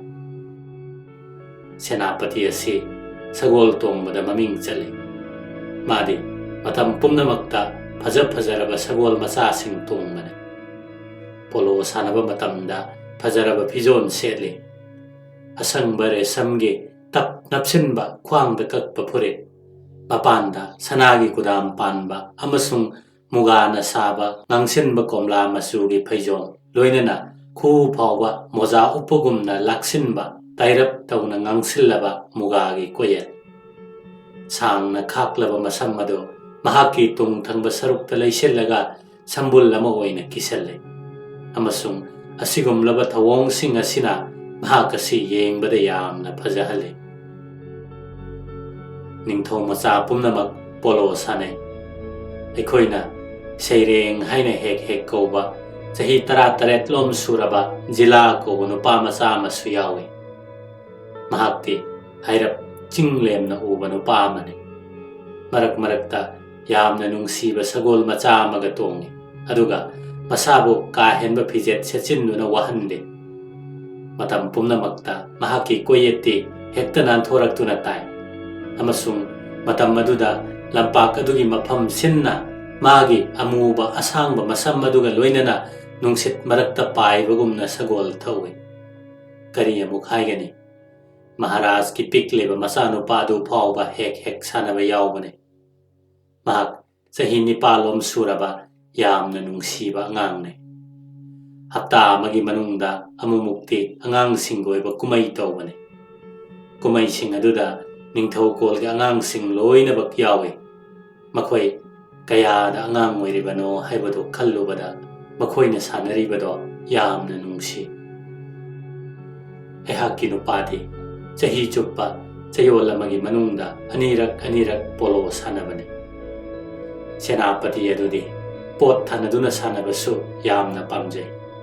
ꯄꯣꯠꯁꯤꯡ ꯑꯗꯨꯗꯤ ꯑꯌꯥꯝꯕꯅ ꯂꯁꯤꯡꯒꯤ ꯑꯄꯥꯕ ꯐꯤꯔꯣꯜ ꯑꯃꯁꯨꯡ ꯀꯣꯌꯦꯠꯅꯆꯤꯡꯕꯅꯤ꯫ ꯍꯥꯏꯔꯤꯕꯁꯤꯡ ꯑꯁꯦ ꯂꯝꯄꯥꯛ ꯑꯗꯨꯒꯤ ꯑꯀꯣꯏꯕ ꯃꯇꯥꯏꯗ ꯌꯥꯟꯁꯤꯟꯗꯨꯅ ꯊꯝꯂꯒ ꯁꯥꯟꯅꯕ ꯂꯣꯏꯔꯕ ꯃꯇꯝꯗ ꯄꯥꯟꯖꯟ ꯊꯣꯏꯕ ꯀꯥꯡꯕꯨ ꯑꯗꯨꯗ ꯄꯤꯔꯝꯃꯤ ꯑꯃꯁꯨꯡ ꯃꯥꯏꯊꯤꯔꯕꯁꯤꯡ ꯑꯗꯨꯅ ꯄꯣꯠꯁꯤꯡ ꯑꯗꯨꯒꯤ ꯃꯃꯜ ꯄꯤꯕ ꯇꯥꯔꯝꯃꯤ꯫ ꯑꯁꯨꯝ ꯇꯧꯕ ꯑꯁꯤꯅ ꯁꯥꯟꯅꯕ ꯑꯗꯨꯗ ꯄꯨꯛꯅꯤꯡ ꯆꯪꯕ ꯍꯦꯜꯂꯤ ꯑꯃꯁꯨꯡ ꯅꯥꯀꯟ ꯑꯅꯤꯃꯛ ꯄꯥꯡꯒꯜ ꯊꯣꯛꯅ ꯁꯥꯟꯅꯩ꯫ ꯑꯩꯅ ꯑꯇꯩ ꯅꯤꯡꯊꯧ ꯃꯆꯥꯁꯤꯡ ꯑꯗꯨꯗꯒꯤ ꯁꯦꯅꯥꯄꯇꯤ ꯑꯁꯤꯒꯤ ꯃꯔꯝꯗꯅ ꯈꯔ ꯍꯦꯟꯅ ꯍꯥꯏꯖꯔꯦ꯫ ꯃꯔꯝꯗꯤ ꯃꯈꯣꯏꯁꯤꯡ ꯑꯗꯨꯒꯤ ꯃꯔꯛꯇ ꯑꯩꯅ ꯅꯨꯡꯁꯤ ꯆꯥꯟꯅꯅ ꯈꯪꯅꯕꯁꯦ ꯃꯍꯥꯛꯅꯤ꯫ ꯃꯍꯥꯛꯇꯤ ꯍꯤꯟꯗꯨꯁꯇꯥꯅꯤꯁꯨ ꯐꯖꯅ ꯉꯥꯡꯕ ꯉꯝꯕꯅꯤ, ꯑꯗꯨꯒ ꯑꯇꯩ ꯅꯤꯡꯊꯧ ꯃꯆꯥꯁꯤꯡ ꯑꯗꯨꯗꯤ ꯃꯈꯣꯏꯒꯤ ꯃꯔꯣꯜ ꯅꯠꯇꯅ ꯀꯔꯤꯃꯠꯇ ꯈꯪꯕ ꯉꯝꯗꯦ꯫ ꯑꯩꯈꯣꯏꯅ ꯃꯅꯤꯄꯨꯔꯗ ꯏꯍꯥꯟ ꯍꯥꯟꯅ ꯂꯥꯛꯄ ꯃꯇꯝꯗ ꯇꯁꯦꯡꯅꯃꯛ ꯑꯩꯒꯤ ꯏꯄꯨꯔꯣꯏꯕꯗꯤ ꯃꯅꯤꯄꯨꯔꯤ ꯋꯥꯍꯩ ꯑꯃ ꯐꯥꯎꯕ ꯈꯪꯗꯕꯅ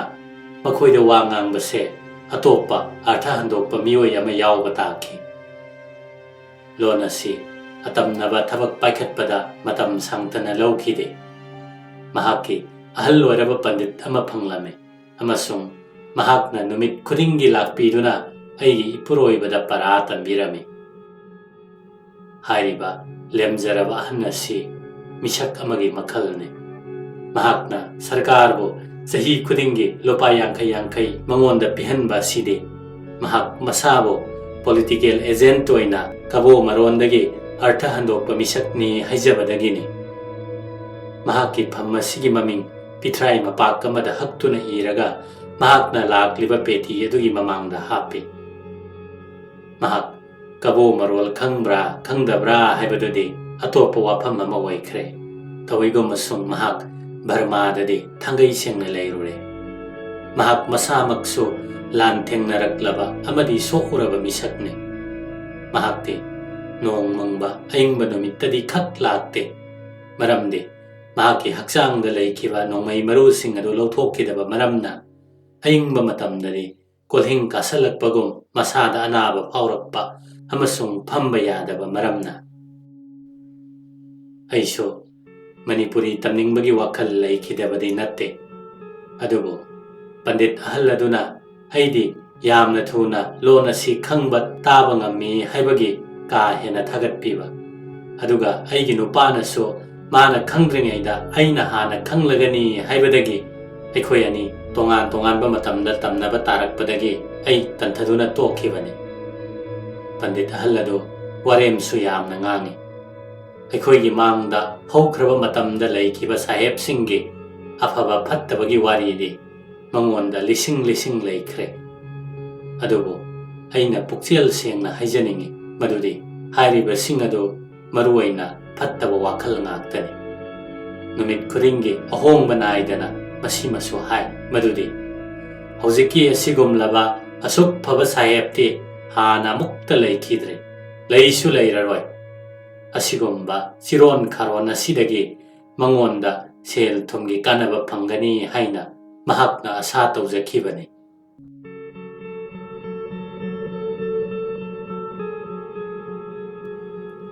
ꯑꯁꯤꯒꯨꯝꯂꯕꯁꯤ ꯉꯥꯛꯇꯅꯤ ꯑꯩꯈꯣꯏꯒꯤ ꯄꯨꯟꯁꯤꯗꯤ ꯃꯅꯤꯄꯨꯔꯗ꯫ ꯅꯣꯡꯃ ꯅꯣꯡꯃꯒꯤ ꯈꯦꯟꯅꯕ ꯏꯔꯩ ꯂꯩꯈꯤꯗꯦ꯫ ꯑꯌꯨꯛ ꯆꯔꯥ ꯋꯥꯜꯂꯕ ꯃꯇꯨꯡꯗ ꯅꯨꯃꯤꯠ ꯈꯨꯗꯤꯡꯒꯤ ꯁꯒꯣꯜ ꯇꯣꯡꯗꯨꯅ ꯍꯦꯛ ꯑꯀꯣꯏꯕꯗ ꯆꯠꯂꯝꯃꯤ꯫ ꯑꯩꯈꯣꯏꯒꯤ ꯏꯪꯈꯣꯜ ꯃꯆꯥ ꯑꯃꯗꯤ ꯁꯒꯣꯜ ꯊꯝꯐꯝꯅꯆꯤꯡꯕꯗꯨ ꯌꯦꯡꯁꯤꯜꯂꯤ, ꯑꯃꯁꯨꯡ ꯁꯥ ꯄꯨꯝꯅꯃꯛꯀꯤ ꯃꯆꯤꯟꯖꯥꯛ ꯍꯨꯟꯕꯤ꯫ ꯀꯔꯤ ꯑꯃꯨꯛ ꯍꯥꯏꯒꯅꯤ? ꯁꯒꯣꯜꯗꯒꯤ ꯍꯧꯗꯨꯅ ꯑꯩꯈꯣꯏꯗ ꯂꯩꯕ ꯁꯅꯝꯕ ꯃꯆꯥ ꯑꯅꯤꯗꯨ ꯐꯥꯎꯕ, ꯃꯈꯣꯏ ꯑꯅꯤꯗꯨ ꯌꯥꯝꯅ ꯇꯦꯕꯅꯤ, ꯑꯃꯁꯨꯡ ꯍꯨꯏꯒꯤ ꯃꯇꯧꯒꯨꯝꯅ ꯑꯩꯈꯣꯏꯒꯤ ꯏꯇꯨꯡꯗ ꯀꯣꯏꯏꯟ ꯏꯟꯅꯕꯅꯤ꯫ ꯑꯩꯗꯤ ꯈꯜꯂꯨꯕꯗ ꯉꯛꯏ꯫ ꯚꯥꯔꯠꯇ ꯂꯦꯟꯕ ꯄꯨꯟꯁꯤ ꯑꯁꯦ ꯃꯥꯅ ꯌꯣꯛꯆꯕ ꯁꯥꯁꯤꯡ ꯑꯗꯨ ꯌꯥꯎꯗꯅꯗꯤ ꯀꯔꯤ ꯑꯣꯏꯔꯝꯒꯗꯒꯦ ꯈꯟꯕꯗ꯫ ꯑꯩꯈꯣꯏꯗꯤ ꯖꯤꯕ ꯃꯈꯜ ꯄꯨꯝꯅꯃꯛ ꯑꯩꯈꯣꯏꯒꯤ ꯅꯥꯛꯇ ꯈꯣꯝꯖꯤꯟꯗꯨꯅ ꯊꯝꯕ ꯈꯛ ꯍꯟꯕ ꯅꯥꯏꯈꯤꯗꯦ꯫ ꯑꯩꯈꯣꯏꯒꯤ ꯑꯄꯥꯝꯕꯁꯤ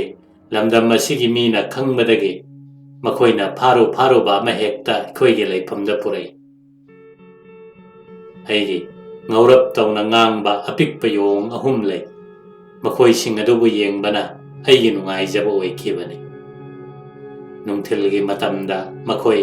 ꯌꯨꯝꯕꯤꯗ ꯌꯣꯄꯤ ꯊꯥꯖꯤꯜꯂꯒ ꯊꯝꯕ ꯎꯄꯨ ꯑꯃꯗ ꯂꯩ, ꯑꯃꯁꯨꯡ ꯃꯈꯣꯏꯕꯨ ꯆꯦꯟꯊꯣꯛ ꯆꯦꯟꯁꯤꯟ ꯌꯥꯍꯟꯅꯕ ꯑꯁꯥꯡꯕ ꯊꯧꯔꯤ ꯑꯃꯁꯨ ꯄꯨꯜꯂꯤ꯫ ꯀꯔꯤꯒꯨꯝꯕ ꯃꯇꯝꯗ ꯃꯈꯣꯏ ꯅꯥꯟꯊꯣꯛꯇꯨꯅ ꯆꯦꯟꯈꯤꯕꯁꯨ ꯌꯥꯎꯏ꯫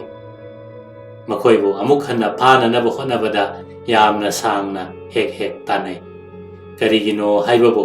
ꯑꯩꯈꯣꯏꯒꯤ ꯏꯪꯈꯣꯜ ꯑꯗꯨꯗ ꯃꯈꯣꯏꯅ ꯅꯨꯡꯉꯥꯏꯖꯕ ꯃꯑꯣꯡꯗ ꯊꯥꯗꯣꯛꯄ ꯌꯥꯗꯕ ꯃꯔꯝꯅ꯫ 3ꯗꯨꯒꯤ ꯃꯔꯛꯇ amadi yamna singi aduna mabu punanabagidamagta yoli ama thorang toba takhi maramdi kisi gi jatside mahakna hekta handokpa ngame amasung yamna thuna thori ama hekta siktatuna ani thokhanba ngame toina mahak thori dagi kisi handoklaga cheksinna akoibada yengduna leiringaida kanagumana mabu yengli khanglabade mana handokhiba kisi adugi manakta phamjillaga makhong hamningbagi mawongda leisinne kanagumba mana ukhrabade aikhoigi mangda leiba numilei thapam achoubo phaidom-duda chenthokkhigani leising ado tap paiduna machet thadallaga leina sing ado mafam maduda koichai chaithokani adugi matungda mahak yumlomda chensilakani amasung kanamata udrabadi thong khangde thongnau khangde hangdoklamba mada songsinduna mana thawaina taruba pot pumnamakta amanga ta thokhale mabu hek uba thoklabadi mayam changduna dum kanna tanare matam maduda mahak ingkol aduda hauba achouba pambi amagi manak yaunaba honarame amasung mathakki masa apikpa mi amatana kaba ngamlaroidaba mafam adu tana karaga makhada leiba aikhoibu yengduna mamai mamit khigalakani maram asidagi mahakpu senaduna leinaba mi thamba takhi maramde kanagumba amatana mafam aduda leitrabadi mahak kumtharaklaga amanga tamuk thokhangani kari gumma matamda aikhoigi naha wariba taku macha adu phanaba laknabada nong manumit chupa machangba su yauribani adubo mahausana mahaki numidang wairamgi chaba thakpa kandadi kumthare amasung matam maduda mabu amuk phajale yong ahumdo aigi tumpham kagi mapanda leiba khangen aduda pulap tummi makhoi yum sangba huigi matawgomna onthokna kanakhre numit takhiduna mamsillaklaba matamda karigumba amana mangonda hek changakpada makhoigi khonjelado kari no nganglakpa hogane yamna charangnana o tolaba yong macha singado onthokpani makhoigi marai bakta kari thoklamgadage haibado ai khangba ngamdre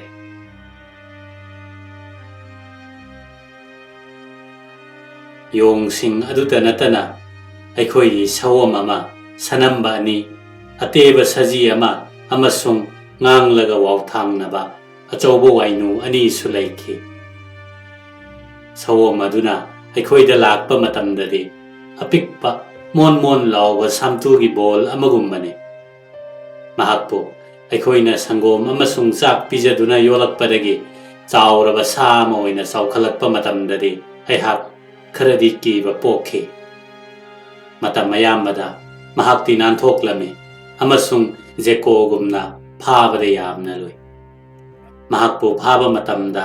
mahakpo punsilliba minai aduga kekulot pi sanabagi mawongda magi tungi makhongna leplaga yumbi adugi marumda mana tawba mawong adu yengbada yamna nungaibagi masakni mahaki khubam sing aduna yumbi adubu konsille aduga nupa adugi akokpa makhong aduda marup mapang oibagi mawongda nanbi maru soidanamak yamna naramngani adubu madi matam maduda adum maningi khudungna leptuna le mahak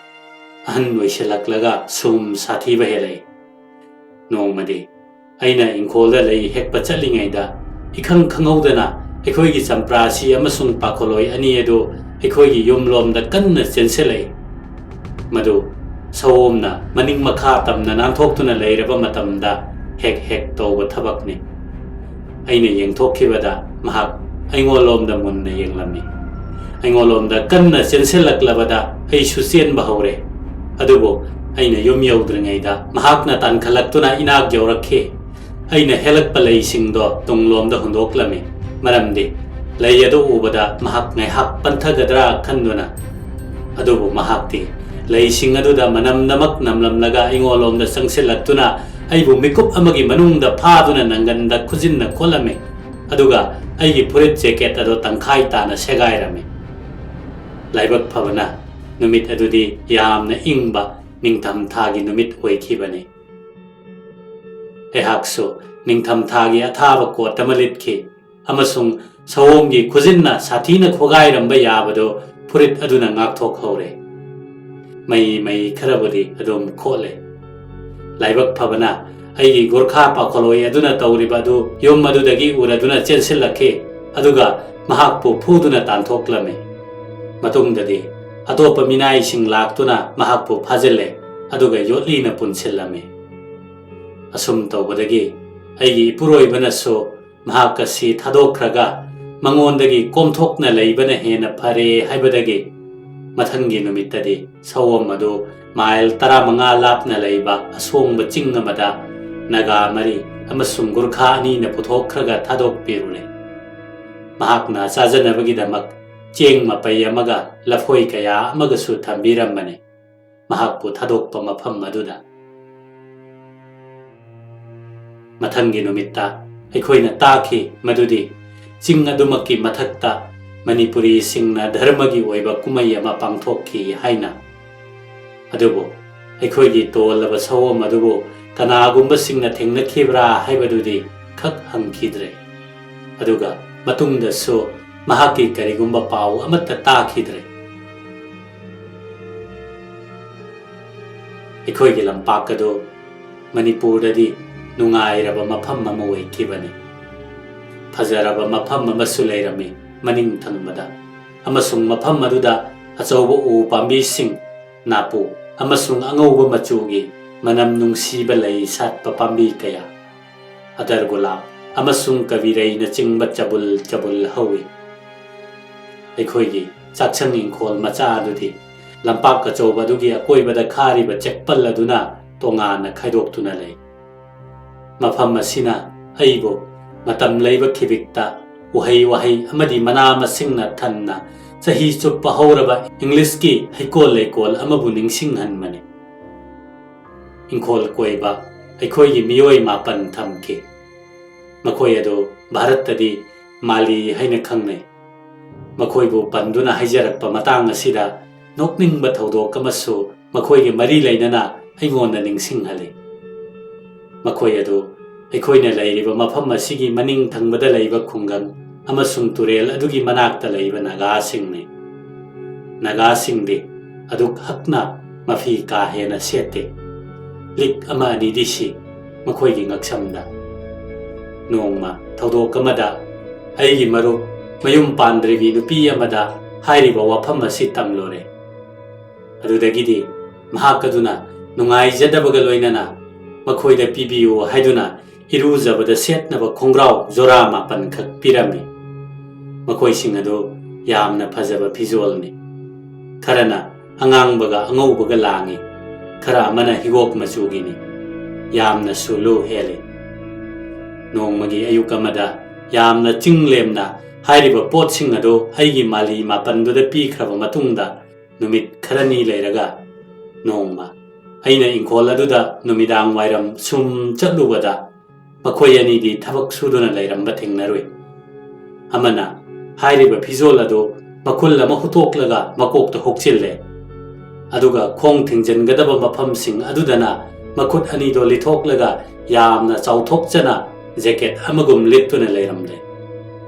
ꯑꯇꯣꯞꯄ ꯃꯥꯂꯤ ꯑꯃꯗꯨꯅ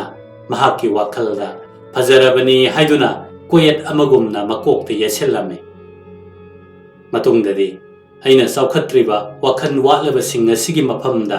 ꯆꯥꯎꯈꯠꯄ ꯃꯆꯨ ꯇꯥꯕꯒꯤ ꯋꯥꯈꯜ ꯄꯤꯅꯕ ꯍꯣꯠꯅꯕꯁꯦ ꯑꯗꯨꯝ ꯊꯥꯗꯣꯛꯂꯦ꯫ ꯑꯐꯕ ꯃꯤꯅꯥꯏ ꯅꯥꯒꯥꯒꯤ ꯃꯤꯑꯣꯏ ꯀꯌꯥ ꯑꯃꯗꯤ ꯑꯩꯈꯣꯏꯒꯤ ꯑꯣꯏꯅ ꯂꯩꯖꯔꯝꯃꯤ꯫ ꯑꯩꯈꯣꯏꯒꯤ ꯑꯅꯤꯁꯨꯕ ꯃꯤꯅꯥꯏ ꯅꯨꯄꯥꯒꯤ ꯃꯀꯣꯛ ꯑꯗꯨꯁꯨ ꯅꯥꯒꯥꯅꯤ꯫ ꯑꯗꯨꯒ ꯑꯩꯅ ꯋꯥꯍꯩ ꯑꯁꯤ ꯄꯟꯕꯗꯤ ꯅꯨꯡꯉꯥꯏꯖꯗꯦ ꯃꯗꯨꯗꯤ ꯃꯍꯥꯛ ꯌꯨ ꯉꯥꯎꯔꯕ ꯃꯇꯝꯗ ꯅꯠꯇ꯭ꯔꯕꯗꯤ ꯊꯣꯏꯗꯣꯛ ꯍꯦꯟꯗꯣꯛꯅ ꯑꯐꯕ ꯃꯤꯑꯣꯏ ꯑꯃꯁꯨꯅꯤ꯫ ꯑꯩꯈꯣꯏꯅ ꯀꯔꯤꯒꯨꯝꯕ ꯀꯦꯝꯞ ꯑꯃꯗ ꯆꯠꯄ ꯇꯥꯔꯕ ꯅꯠꯇ꯭ꯔꯒ ꯆꯠꯂꯨꯕꯗꯒꯤ ꯍꯜꯂꯛꯄꯗ ꯉꯥꯏꯔꯤꯕ ꯃꯇꯝꯁꯤꯡ ꯑꯗꯨꯗꯗꯤ ꯊꯣꯏꯗꯣꯛ ꯍꯦꯟꯗꯣꯛꯄ ꯃꯇꯝ ꯑꯃꯅꯤ ꯍꯥꯏꯅ ꯂꯧꯖꯕꯅꯤ ꯑꯩꯒꯤ ꯄꯨꯛꯅꯤꯡꯗ, ꯑꯃꯁꯨꯡ ꯑꯗꯨꯒꯨꯝꯕ ꯃꯇꯝꯁꯤꯡ ꯑꯗꯨꯗꯗꯤ ꯃꯌꯥꯏ ꯀꯥꯕ ꯃꯍꯤ ꯃꯅꯥꯏ ꯌꯥꯝꯅ ꯊꯛꯇꯨꯅ ꯅꯨꯡꯉꯥꯏꯕꯁꯨ ꯐꯣꯡꯗꯣꯛꯆꯩ꯫ ꯍꯥꯏꯔꯤꯕ ꯅꯨꯄꯥ ꯑꯁꯤꯒꯤ ꯃꯃꯤꯡ ꯃꯦꯀꯟꯗꯥꯏ ꯀꯧꯏ꯫ ꯃꯇꯝ ꯑꯃꯗ ꯃꯍꯥꯛ ꯌꯥꯝꯅ ꯀꯟꯅ ꯅꯥꯈꯤ꯫ siba yai haina kulladudagi pausu tharakhi asigumlaba matangda aigi minung sidi hektamak lai magi maramda adubu kharadang khantaraba matungdadi magi anabagi maramdo khanglaktuna mabu aikhoigi yumda puhallakhi matam maduda lam madugi maiba ma kauhallaga yengbada mahak nare hairabadi aikhoina mabu layeng sang amada thambi naramdaba thoklabadi sifai singna mahakpu lanmigi mara laiba mi senariba mafam maduda thammi nagagi mi se thakpadi pangthakta thai mayai hena kanbasu makhoida yamna penjabani hena phabani chaktagi thorakpa masak olaba makhoina semjaba mahi makhal amasu thai ahanbada karisu phattaba phol amatta phaudana makhoidi madugi sang ado yamna thakchin mangame adubu chang amadagi hena sum thakchillaklabade makhoi chapchana ngawba haibado oire hairiba pot asi makhoigi londa yu haina khangne aigi nupana haibada nungsada lam sangna chatluraba matungda madu thakpade hakchangda yamna tekhatli asini adubu aigi madu thakchaba ngambagi thongna laikide makhoina amuktasu sengdoktriba likli mi pumna maknasu maduda thaknaba adubu kanagumba amadasu thau haina hektalale hairiba yu asigi gelon namagi saruk mari thokpagi amagumbada tauthokklaba hui ama chamthoklaga chabagi mahau adudi atai amanasu yauraroi ko haina aina naga amada bhapna saduna hairami tolaba hui singaktane makhoidi chanabagi damakta thambane masa chawkhalakpa matamda makhoibu phajana machinjak pije chathokadaba matam yaurabadi nongmagi matam amadi makhoibu chara helale chara helhanba loiraba numittudadi chak yamna pije loinana hana chinjak on khraba atopa huigi sasu asumna tawraga makhoina hui adu chabada yamna hawba chaningba henba oiramba suya hui ama hatpada kulgilo chingbaduna hui adu makokta phuraga hale madugi matungdadi hui adu chak insang on khre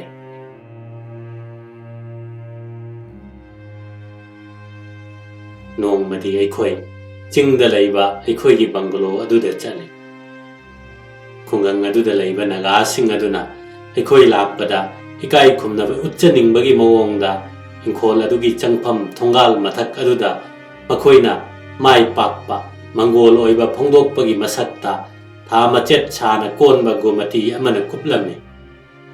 aina thongal adugi makha phawdoktuna chatringaida mathakta hek yengkhatlure adubo aina kijakhibadi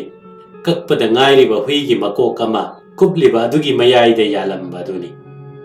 hui adugi khubang mari amasung mamai aduna thongalgi nakan nani de yalame mathak kupliba adusu asukki matik nem kre madudi aina sagol tongna changba tarabadi soidana thengadaba maramdagi aihak sagoldagi kumtharaga khongna chalame chingda leiba bangalo adu manipur mayoldagi chaurakna mile 15 rom lappada leibane mafam adu samudra imaidagi chaurakna foot 6,000 lom wangbada leiba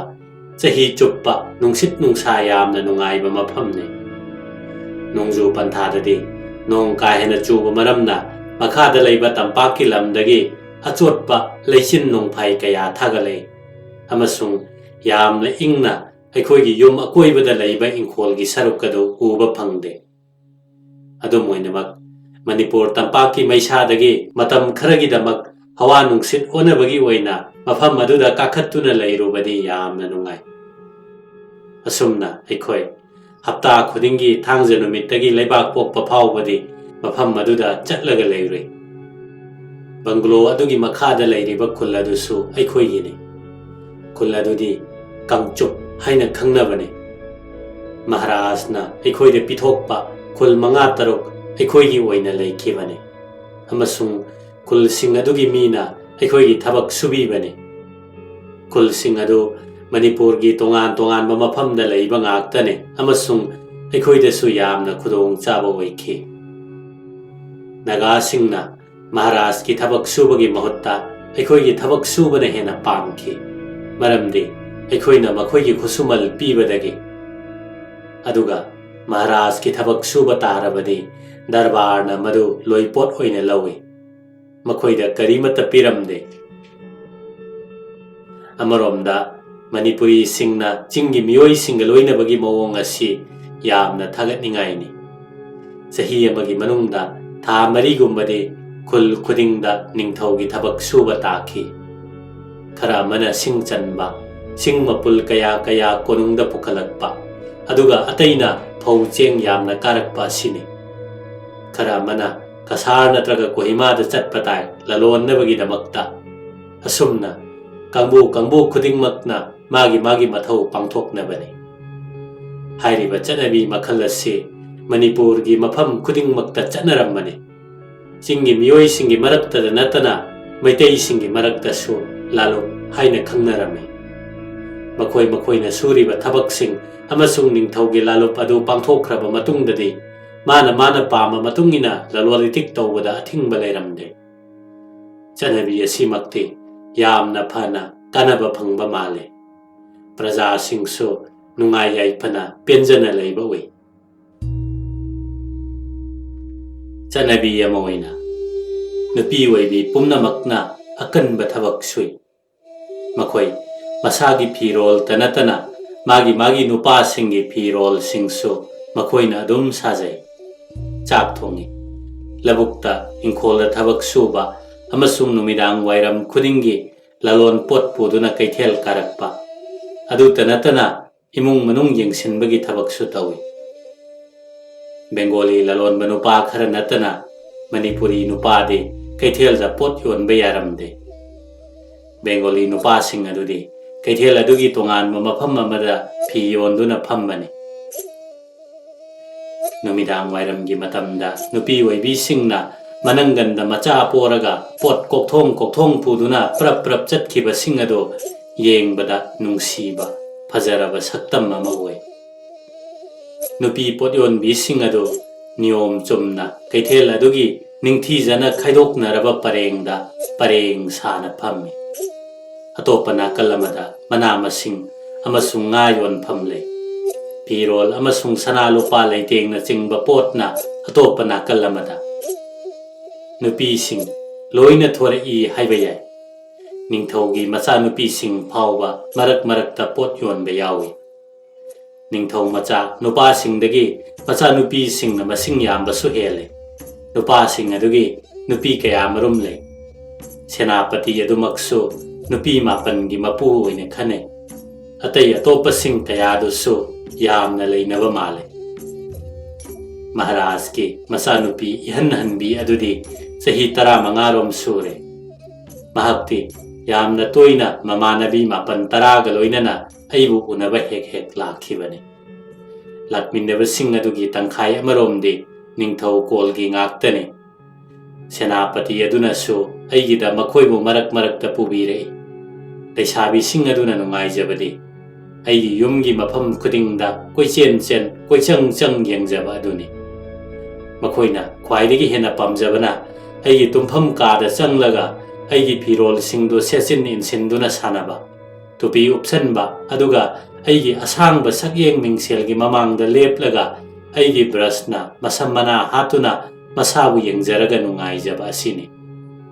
मतौ असुमना लेसाबी कांबु अदुना अइगी कादा नुंगाइजरबगी मतुंगदा अखोई अमुक pull-up पुन्ना अखोईगी लेकोन लेरिबा दोमदा चले मखोईबु लेसिंग हेगले चिनिंग चिनिंग बचेलहले अदुगा अइगी नुपाना मखोई सिंगे फोटो कापी मखोईदी योंग अमसुंग थेबा उबदसु यामना हराउजे मरोइना थेबा सिदे मणिपुरदा कनामतसु खंगनदे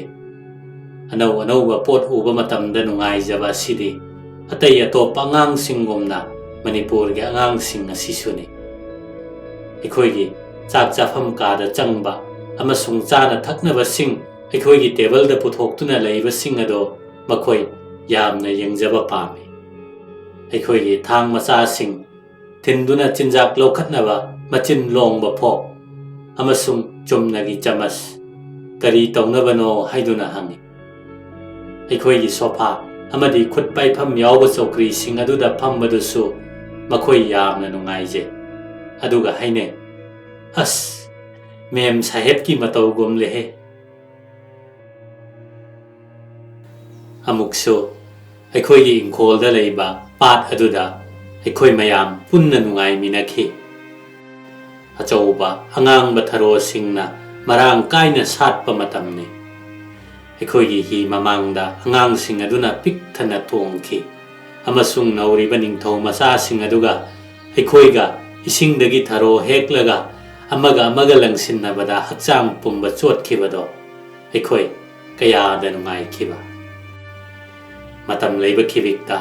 ꯑꯋꯥꯠꯄ ꯅꯨꯡꯉꯥꯏꯇꯕ ꯑꯃ ꯑꯣꯏꯅ ꯂꯩꯈꯤꯕꯗꯤ ꯇꯁꯦꯡꯅꯃꯛ ꯃꯈꯣꯏꯒꯤ ꯃꯐꯝꯗ ꯀꯔꯤꯒꯨꯝꯕ ꯑꯃꯇꯪ ꯆꯥꯎ ꯊꯛꯎ ꯍꯥꯏꯅ ꯄꯤꯖꯕ ꯉꯝꯈꯤꯗꯕ ꯑꯗꯨꯅꯤ꯫ ꯃꯔꯝꯗꯤ ꯃꯈꯣꯏꯒꯤ ꯆꯠꯅꯕꯤꯅ ꯑꯁꯤꯒꯨꯝꯕ ꯀꯔꯤꯒꯨꯝꯕ ꯑꯃ ꯆꯥꯕ ꯊꯛꯄꯗ ꯑꯊꯤꯡꯕ ꯂꯩꯈꯤꯕꯅ꯫ ꯑꯗꯨꯅ ꯑꯩꯈꯣꯏꯅ ꯃꯈꯣꯏꯒꯤ ꯃꯐꯝꯗ ꯄꯤꯖꯕ ꯉꯝꯈꯤꯕꯗꯤ ꯂꯩꯁꯨ, ꯖꯄꯥꯟꯅ ꯁꯥꯕ ꯍꯨꯃꯥꯏ, ꯂꯤꯛ ꯄꯔꯦꯡ ꯑꯃꯁꯨꯡ ꯃꯈꯣꯏꯅ ꯄꯥꯝꯖꯕ ꯄꯣꯠ ꯃꯈꯜꯁꯤꯡ ꯑꯁꯤꯅꯤ꯫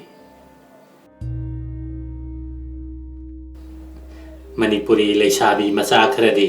ꯌꯥꯝꯅ ꯐꯖꯩ꯫ ꯃꯈꯣꯏꯒꯤ ꯁꯝꯗꯤ ꯑꯌꯥꯝꯕꯅ ꯁ꯭ꯔꯤꯠ ꯁ꯭ꯔꯤꯠ ꯅꯥꯟꯕ, ꯑꯃꯨꯕ ꯑꯃꯁꯨꯡ ꯑꯁꯥꯡꯕ ꯑꯣꯏ꯫ ꯀꯨꯆꯨ ꯐꯖꯩ,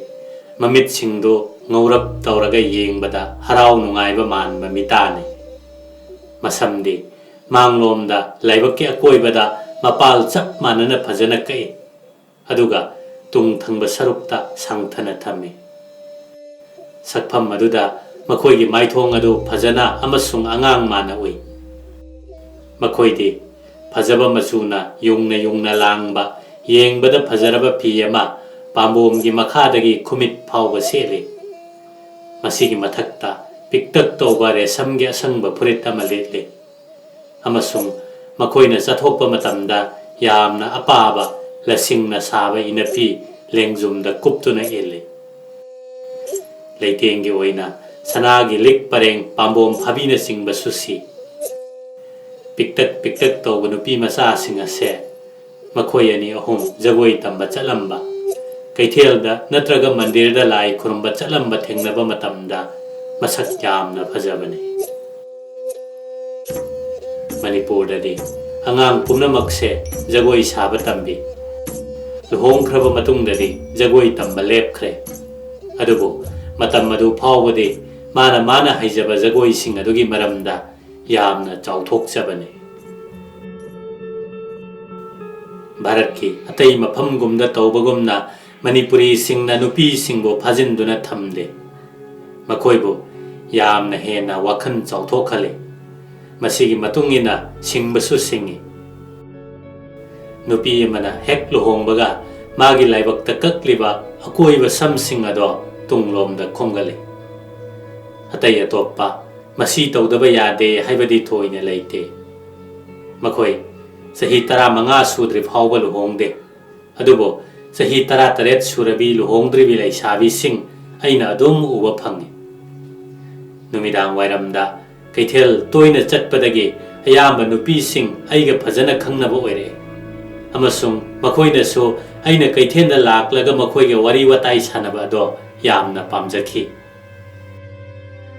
ꯃꯈꯣꯏꯒꯤ ꯑꯋꯥ ꯅꯨꯡꯉꯥꯏ ꯀꯌꯥ, ꯄꯨꯛꯅꯤꯡ ꯂꯥꯡꯕꯅꯆꯤꯡꯕꯒꯤ ꯍꯤꯔꯝ ꯀꯌꯥꯗꯣ ꯑꯩꯍꯥꯛꯁꯨ ꯁꯨꯝ ꯈꯪꯂꯛꯈꯤ꯫ ꯃꯌꯥꯝꯅ ꯍꯥꯏꯅꯕ ꯑꯉꯥꯡ ꯃꯌꯥ ꯍꯧꯕ ꯃꯇꯝꯗ ꯃꯁꯥ ꯉꯝꯗꯕꯅꯆꯤꯡꯕ, ꯀꯅꯥꯒꯨꯝꯕꯒꯤ ꯃꯆꯥꯅ ꯈꯔ ꯆꯥꯎꯕ ꯍꯦꯜꯂꯛꯄ, ꯑꯃꯁꯨꯡ ꯀꯅꯥꯅ ꯂꯨꯍꯣꯡꯒꯗꯧꯔꯤꯕ, ꯀꯅꯥꯅ ꯁꯤꯈꯤꯕ ꯌꯥꯎꯕ ꯑꯁꯤꯅꯆꯤꯡꯕ ꯃꯈꯣꯏꯒ ꯋꯥꯔꯤ ꯁꯥꯟꯅꯕꯁꯦ ꯑꯩꯗꯤ ꯌꯥꯝꯅ ꯄꯥꯝꯖꯩ, ꯅꯨꯡꯉꯥꯏꯖꯩ꯫ ꯃꯇꯧ ꯑꯁꯨꯝꯅ ꯑꯩꯍꯥꯛꯇꯤ ꯃꯈꯣꯏꯒꯤ ꯂꯣꯟ ꯑꯗꯨ ꯐꯖꯅ ꯈꯪꯂꯛꯈꯤ꯫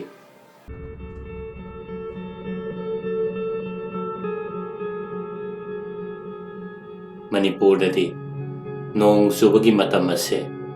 ꯑꯦꯄ꯭ꯔꯤꯜ ꯊꯥꯗꯒꯤ ꯑꯣꯛꯇꯣꯕꯔꯒꯤ ꯑꯔꯣꯏꯕ ꯐꯥꯎꯕꯅꯤ꯫ ꯑꯣꯛꯇꯣꯕꯔꯗꯒꯤ ꯃꯥꯔꯆ ꯂꯣꯏꯕ ꯐꯥꯎꯕꯗꯤ ꯅꯨꯡꯁꯤꯠ ꯅꯨꯡꯁꯥꯁꯦ ꯌꯥꯝꯅ ꯅꯨꯡꯉꯥꯏꯔꯦ꯫ ꯌꯥꯝꯅꯁꯨ ꯏꯪꯅ, ꯅꯣꯡ ꯆꯨꯗꯅ ꯌꯥꯝꯅ ꯅꯨꯡꯉꯥꯏꯅ ꯅꯨꯡꯁꯥ ꯃꯉꯥꯜ ꯐꯪꯕ ꯃꯇꯝꯅꯤ꯫ ꯅꯤꯡꯊꯝꯊꯥꯒꯤ ꯃꯇꯝ ꯑꯁꯤꯗꯤ ꯑꯩꯈꯣꯏ ꯀꯦꯝꯞ ꯑꯃꯗ ꯆꯠꯂꯒ ꯑꯗꯨꯝ ꯍꯧꯍꯟꯈꯤꯕꯅꯤ꯫ ꯑꯩꯈꯣꯏꯅ ꯊꯥ ꯑꯃꯃꯝ ꯆꯨꯞꯄ ꯍꯦꯛ ꯆꯠꯂꯤ, ꯑꯗꯨꯒ ꯑꯇꯣꯞꯄ ꯃꯐꯝ ꯑꯃꯗ ꯆꯠꯇ꯭ꯔꯤꯉꯩꯗ ꯑꯩꯈꯣꯏꯒꯤ ꯂꯩꯐꯝ ꯔꯦꯁꯤꯗꯦꯟꯁꯤꯗꯁꯨ ꯃꯇꯝ ꯈꯔꯒꯤ ꯑꯣꯏꯅ ꯍꯦꯛ ꯍꯜꯂꯤ꯫ ꯃꯍꯧꯁꯥꯅ ꯑꯩꯈꯣꯏ ꯂꯣꯛꯇꯥꯛ ꯄꯥꯠꯇ ꯑꯅꯤꯔꯛꯀꯨꯝꯕꯗꯤ ꯆꯠꯅꯕ ꯊꯧꯔꯥꯡ ꯇꯧꯏ꯫ ꯄꯥꯠ ꯑꯁꯤ ꯂꯝꯗꯝ ꯑꯗꯨꯒꯤ ꯈꯥ ꯊꯪꯕ ꯁꯔꯨꯛꯇ ꯂꯩꯕꯅꯤ꯫ ꯍꯤꯅ ꯆꯠꯄꯗ ꯅꯣꯡꯃꯒꯤ ꯂꯝꯕꯤꯅꯤ, ꯅꯠꯇ꯭ꯔꯒ ꯅꯤꯅꯤꯁꯨ ꯆꯪꯏ ꯁꯒꯣꯜ ꯇꯣꯡꯗꯨꯅ ꯆꯠꯂꯕꯗꯤ꯫ ꯑꯩꯈꯣꯏꯗꯤ ꯍꯤꯗ ꯆꯠꯄꯗꯨꯅ ꯍꯦꯟꯅ ꯅꯨꯡꯉꯥꯏꯖꯩ꯫ ꯑꯌꯨꯛ ꯉꯟꯇꯥꯅ ꯈꯣꯡꯁꯥꯜꯂꯒ ꯃꯥꯏꯜ 15ꯗꯤ ꯆꯠꯂꯤ ꯁꯒꯣꯜ ꯇꯣꯡꯗꯨꯅ꯫ ꯑꯗꯨꯒꯤ ꯃꯇꯨꯡꯗꯗꯤ ꯑꯩꯈꯣꯏꯒꯤ ꯄꯣꯠ ꯆꯩ ꯌꯣꯝꯁꯤꯜꯂꯒ ꯍꯥꯞꯂꯕ ꯍꯤ ꯑꯃꯅ ꯑꯩꯈꯣꯏꯕꯨ ꯉꯥꯏꯔꯝꯒꯅꯤ꯫ ꯍꯤ ꯑꯗꯨꯗ ꯅꯨꯃꯤꯠꯁꯤꯡ ꯑꯗꯨꯒꯤ ꯆꯥꯕ ꯑꯣꯛꯅꯕ ꯑꯩꯈꯣꯏꯒꯤ ꯆꯌꯣꯝ ꯎꯄꯨꯗ ꯌꯥꯎꯔꯦ꯫ ꯍꯤꯁꯤꯡ ꯑꯁꯤꯒꯤ ꯃꯑꯣꯡꯗꯤ ꯁꯥꯡꯏ, ꯃꯔꯥꯛ ꯆꯞꯄꯤ,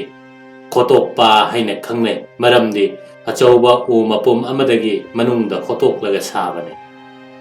ꯍꯤ ꯑꯗꯨꯒꯤ ꯃꯅꯨꯡꯗ ꯑꯩꯈꯣꯏꯅ ꯆꯔꯨ ꯊꯥꯖꯤꯜꯂꯒ ꯐꯤ ꯑꯊꯥꯕꯅ ꯀꯨꯞꯁꯤꯜꯂꯤ꯫ ꯃꯣꯅ ꯆꯤꯡꯕ ꯊꯥꯖꯤꯜꯂꯒ ꯍꯤꯞꯄꯁꯨ ꯌꯥꯝꯅ ꯅꯨꯡꯉꯥꯏ꯫ ꯆꯥꯎꯔꯥꯛꯅ ꯌꯥꯆꯪꯉꯛꯄꯒꯤ ꯄꯨꯡ 5 ꯇꯥꯕ ꯃꯇꯝꯗ ꯑꯩꯈꯣꯏꯒꯤ ꯇꯨꯔꯦꯜꯒꯤ ꯏꯆꯤꯜ ꯑꯗꯨ ꯌꯧꯔꯛꯏ꯫ ꯃꯐꯝ ꯑꯗꯨꯗ ꯃꯇꯝ ꯈꯔꯗꯤ ꯅꯨꯃꯤꯗꯥꯡ ꯋꯥꯏꯔꯝꯗ ꯃꯍꯧꯁꯥꯅ ꯍꯧꯔꯛꯄ ꯅꯨꯡꯁꯤꯠ ꯑꯗꯨ ꯍꯟꯗ꯭ꯔꯤꯕ ꯐꯥꯎꯕꯗꯤ ꯑꯩꯈꯣꯏ ꯉꯥꯏꯗꯨꯅ ꯂꯩꯕ ꯇꯥꯔꯝꯃꯤ, ꯃꯔꯝꯗꯤ ꯄꯥꯠꯀꯤ ꯏꯁꯤꯡ ꯑꯗꯨ ꯀꯟꯅ ꯍꯧꯕꯅꯤꯅ꯫ ꯏꯄꯥꯛ ꯑꯗꯨ ꯁꯝꯖꯤꯟꯅ ꯍꯤ ꯍꯣꯟꯕ ꯃꯇꯝꯗ ꯑꯔꯨꯕ ꯑꯃ ꯑꯣꯏ꯫ ꯄꯨꯡ 2ꯔꯣꯝꯒꯤ ꯃꯇꯨꯡꯗ ꯑꯩꯈꯣꯏꯅ ꯍꯤ ꯇꯣꯡꯗꯨꯅ ꯂꯥꯛꯂꯕ ꯐꯥꯎꯕ ꯏꯊꯛꯀꯤ ꯏꯁꯤꯡꯅ ꯍꯤꯅꯨꯡ ꯑꯗꯨꯗ ꯍꯦꯛ ꯌꯧꯁꯤꯜꯂꯛꯏ꯫ ꯑꯩꯈꯣꯏꯅ ꯃꯗꯨꯗꯒꯤ ꯉꯥꯛꯊꯣꯛꯅꯕ ꯍꯣꯠꯅꯕ ꯇꯥꯈꯤ꯫ ꯄꯥꯠ ꯑꯗꯨꯕꯨ ꯑꯩꯅ ꯏꯍꯥꯟ ꯍꯥꯟꯅ ꯎꯖꯈꯤꯕ ꯃꯇꯝ ꯑꯗꯨ ꯀꯥꯎꯕ ꯉꯝꯒꯅꯤ ꯍꯥꯏꯕ ꯑꯩ ꯈꯟꯗꯦ꯫ ꯊꯦꯡꯂꯕ ꯃꯇꯝ ꯐꯥꯎꯕ ꯑꯩꯈꯣꯏꯅ ꯌꯧꯒꯗꯧꯔꯤꯕ ꯃꯐꯝ ꯑꯗꯨ ꯌꯧꯕ ꯉꯝꯂꯝꯗꯦ꯫ ꯊꯥꯅ ꯀꯣꯛꯊꯛꯇ ꯏꯔꯪ ꯂꯪꯅ ꯑꯃꯁꯨꯡ ꯂꯨꯄꯥ ꯃꯆꯨ ꯃꯥꯜꯂꯕ ꯃꯉꯥꯜꯅ ꯄꯥꯛꯅ ꯁꯟꯗꯣꯛꯈ꯭ꯔꯤꯕ ꯏꯄꯥꯛ ꯑꯗꯨꯗ ꯌꯩꯗꯨꯅ ꯉꯥꯜꯂꯝꯃꯤ꯫ ꯃꯉꯥꯜ ꯑꯁꯤꯗ ꯑꯃꯨꯛꯁꯨ ꯑꯔꯥꯞꯄꯗ ꯂꯩꯔꯤꯕ ꯑꯄꯤꯛꯄ ꯆꯤꯡꯖꯥꯎ ꯃꯥꯜꯂꯕ ꯏꯊꯠ ꯑꯅꯤ ꯑꯗꯨꯁꯨ ꯃꯃꯤ ꯁꯥꯃꯤ ꯎꯍꯜꯂꯤ꯫ ꯑꯩꯈꯣꯏꯒꯤ ꯀꯣꯛꯊꯛꯇ ꯋꯥꯡꯅ ꯂꯝ ꯉꯥꯅꯨ ꯄꯔꯦꯡꯅ ꯃꯆꯤꯟꯖꯥꯛ ꯊꯤꯕꯒꯤ ꯄꯥꯏꯈꯠꯅꯈ꯭ꯔꯦ, ꯑꯃꯁꯨꯡ ꯄꯥꯏꯅ ꯈꯣꯡꯂꯛꯄ ꯃꯈꯣꯏꯒꯤ ꯈꯣꯟꯖꯦꯜꯁꯤꯡ ꯑꯗꯣ ꯑꯩꯈꯣꯏꯗ ꯏꯅꯛ ꯅꯛꯅ ꯏꯅꯧ ꯅꯧꯅ ꯇꯥꯔꯤ꯫ ꯃꯐꯝꯗ ꯂꯩꯔꯝꯕ ꯃꯤ ꯀꯅꯥꯅꯁꯨ ꯈꯪꯗ꯭ꯔꯕ ꯑꯄꯤꯛꯄ ꯐꯨꯝ ꯃꯆꯥ ꯀꯌꯥꯕꯨ ꯍꯦꯟꯗꯣꯛꯇꯨꯅ ꯍꯤ ꯑꯗꯨꯅ ꯍꯣꯜꯂꯛꯄꯗ ꯑꯀꯤꯕ ꯄꯣꯛꯄ ꯃꯥꯜꯂꯕ ꯉꯥꯅꯨ 2-3 ꯀꯔꯤꯒꯨꯝꯕꯗ ꯄꯔꯞꯅ ꯊꯣꯔꯛꯏ, ꯑꯃꯁꯨꯡ ꯃꯃꯤꯠ ꯃꯅꯥ ꯁꯤꯡꯂꯕ ꯏꯁꯤꯡꯒꯤ ꯎꯆꯦꯛ ꯀꯌꯥꯁꯨ ꯃꯈꯣꯏꯅ ꯂꯩꯔꯤꯕ ꯑꯆꯣꯠꯄ ꯃꯐꯝꯁꯤꯡ ꯑꯗꯨꯗꯒꯤ ꯊꯣꯔꯛꯂꯒ ꯑꯔꯥꯞꯄꯗ ꯍꯦꯛꯇꯃꯛ ꯃꯥꯡꯈꯤ꯫ ꯑꯩꯈꯣꯏꯒꯤ ꯑꯀꯣꯏꯕꯗ ꯎꯔꯤꯕ ꯑꯆꯤꯛꯄ ꯅꯤꯡꯊꯤꯖꯔꯕ ꯄꯥꯠ ꯑꯃꯁꯨꯡ ꯏꯃꯥꯏ ꯑꯗꯨꯕꯨ ꯅꯦꯝꯊꯔꯛꯂꯕ ꯅꯨꯡꯁꯤꯠꯀꯤ ꯏꯄꯣꯝꯅ ꯇꯞꯅ ꯁꯣꯛꯂꯤꯕ ꯑꯗꯨꯒꯨꯝꯕ ꯀꯌꯥ ꯑꯗꯨꯒꯤ ꯋꯥꯈꯜꯗꯤ ꯁꯣꯏꯗꯅꯃꯛ ꯀꯅꯥꯒꯨꯝꯕꯒꯤ ꯊꯃꯣꯏꯗꯁꯨ ꯐꯥꯎꯒꯅꯤ꯫ ꯑꯗꯨꯕꯨ ꯃꯈꯣꯏꯁꯤꯡ ꯑꯗꯨ ꯊꯝꯃꯝꯂꯒ ꯀꯪꯐꯥꯜꯒꯤ ꯂꯝꯗꯝ ꯌꯧꯔꯛꯂꯕ ꯑꯗꯨꯗ ꯑꯈꯨꯕ ꯏꯁꯤꯡꯒꯤ ꯂꯝꯕꯤ ꯑꯃ ꯐꯥꯎꯔꯒ ꯑꯃꯁꯨꯡ ꯏꯈꯪ ꯈꯪꯍꯧꯗꯅ ꯑꯩꯈꯣꯏꯒꯤ ꯄꯟꯊꯨꯡꯐꯝ ꯑꯗꯨ ꯌꯧꯔꯛꯄꯗ ꯑꯩꯗꯤ ꯏꯅꯨꯡ ꯅꯨꯡꯉꯥꯏꯖꯗꯦ꯫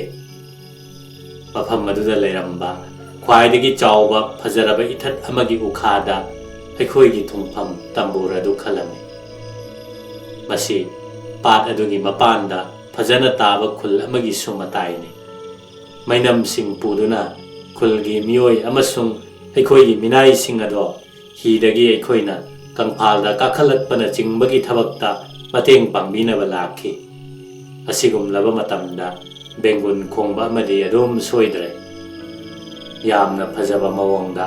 ꯑꯩꯈꯣꯏꯅ ꯇꯝꯕꯨꯔ ꯇꯥꯅ ꯂꯥꯛꯄꯒꯤ ꯂꯝꯕꯤꯗ ꯕꯦꯡꯒꯨꯟ ꯈꯣꯡꯕ ꯅꯨꯄꯥ ꯑꯗꯨꯅ ꯃꯥꯒꯤ ꯕꯦꯡꯒꯨꯟ ꯈꯣꯡꯂꯛꯈꯤꯕꯅꯤ꯫ ꯑꯩꯈꯣꯏꯅ ꯊꯨꯡꯐꯝ ꯑꯗꯨꯗ ꯆꯪꯂꯛꯄ ꯑꯩꯈꯣꯏꯒꯤ ꯆꯥꯛꯂꯦꯟꯅ ꯐꯣꯡ ꯁꯥꯅ ꯉꯥꯏꯔꯝꯕ ꯑꯗꯨ ꯀꯌꯥꯗ ꯅꯨꯡꯉꯥꯏꯖꯈ꯭ꯔꯕ, ꯑꯃꯁꯨꯡ ꯍꯦꯟꯅ ꯅꯨꯡꯉꯥꯏꯖꯕꯗꯤ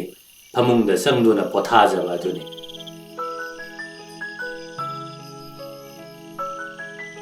ꯅꯨꯃꯤꯠ ꯈꯨꯗꯤꯡꯒꯤ ꯂꯩꯆꯤꯜ ꯊꯥꯕ ꯂꯣꯏꯗ꯭ꯔꯤꯉꯩ ꯑꯌꯨꯛ ꯄꯨꯡ 6 ꯇꯥꯔꯛꯄꯗ ꯑꯩꯈꯣꯏ ꯍꯦꯛ ꯍꯦꯛ ꯈꯣꯡꯁꯥꯜꯂꯤ ꯑꯩꯅ ꯍꯤ ꯑꯃꯗ ꯑꯩꯒꯤ ꯏꯄꯨꯔꯣꯏꯕꯅ ꯑꯇꯣꯞꯄ ꯑꯃꯗ ꯑꯄꯤꯛꯄ ꯏꯊꯠ ꯑꯗꯨꯒꯤ ꯑꯀꯣꯏꯕꯗ ꯄꯥꯛꯊꯔꯗꯨꯅ ꯉꯥꯅꯨ ꯊꯤꯕ ꯆꯠꯂꯤ ꯑꯃꯁꯨꯡ ꯑꯌꯥꯝꯕ ꯃꯇꯝꯗ ꯑꯆꯧꯕ ꯈꯥꯎ ꯑꯃ ꯄꯤꯛ ꯄꯤꯛ ꯊꯟꯅ ꯍꯜꯂꯛꯏ ꯑꯃꯨꯛꯈꯛ ꯑꯩꯒꯤ ꯅꯨꯄꯥꯅ ꯅꯨꯃꯤꯠ ꯅꯤꯅꯤꯒꯤ ꯃꯅꯨꯡꯗ ꯉꯥꯅꯨ 42 ꯑꯃꯁꯨꯡ ꯀꯥꯡ 30 ꯐꯥꯕ ꯉꯝꯈꯤ ꯃꯥꯒꯤ ꯆꯥꯔ ꯅꯣꯡꯃꯩ ꯃꯈꯨꯜ 9 ꯍꯨꯠꯄ ꯑꯃ ꯂꯩꯈꯤ ꯃꯗꯨꯗ ꯃꯍꯥꯛꯇꯤ ꯌꯥꯝꯅ ꯍꯩꯖꯕꯅꯤ ꯅꯣꯡꯃꯩ ꯑꯗꯨꯅ ꯑꯃꯨꯛ ꯀꯥꯞꯄꯗ ꯎꯆꯦꯛ ꯗꯖꯟ ꯃꯈꯥꯏ ꯑꯃꯔꯣꯝꯗꯤ ꯍꯦꯛ ꯍꯦꯛ ꯄꯥꯜꯂꯤ ꯉꯥꯅꯨ ꯀꯥꯞꯄꯁꯤ ꯌꯥꯝꯅ ꯅꯨꯡꯉꯥꯏ ꯑꯗꯨꯕꯨ ꯃꯔꯨꯅ ꯄꯥꯟꯗꯨꯅ ꯁꯣꯛꯈ꯭ꯔꯕ ꯎꯆꯦꯛ ꯀꯣꯏꯊꯤ ꯊꯤꯕꯗꯤ ꯃꯇꯝ ꯌꯥꯝꯅ ꯁꯥꯡꯅ ꯆꯪꯏ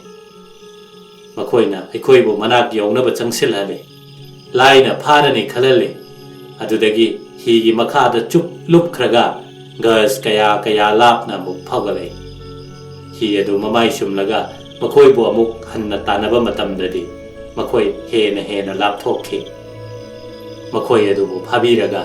ꯑꯩꯒꯤ ꯅꯨꯄꯥꯒꯤ ꯍꯤꯗ ꯍꯥꯞꯆꯤꯜꯂꯛꯄ ꯃꯇꯝꯗꯣ ꯑꯩꯗꯤ ꯁꯨꯛꯄꯥꯝ ꯄꯥꯝꯖꯗꯦ ꯃꯔꯝꯗꯤ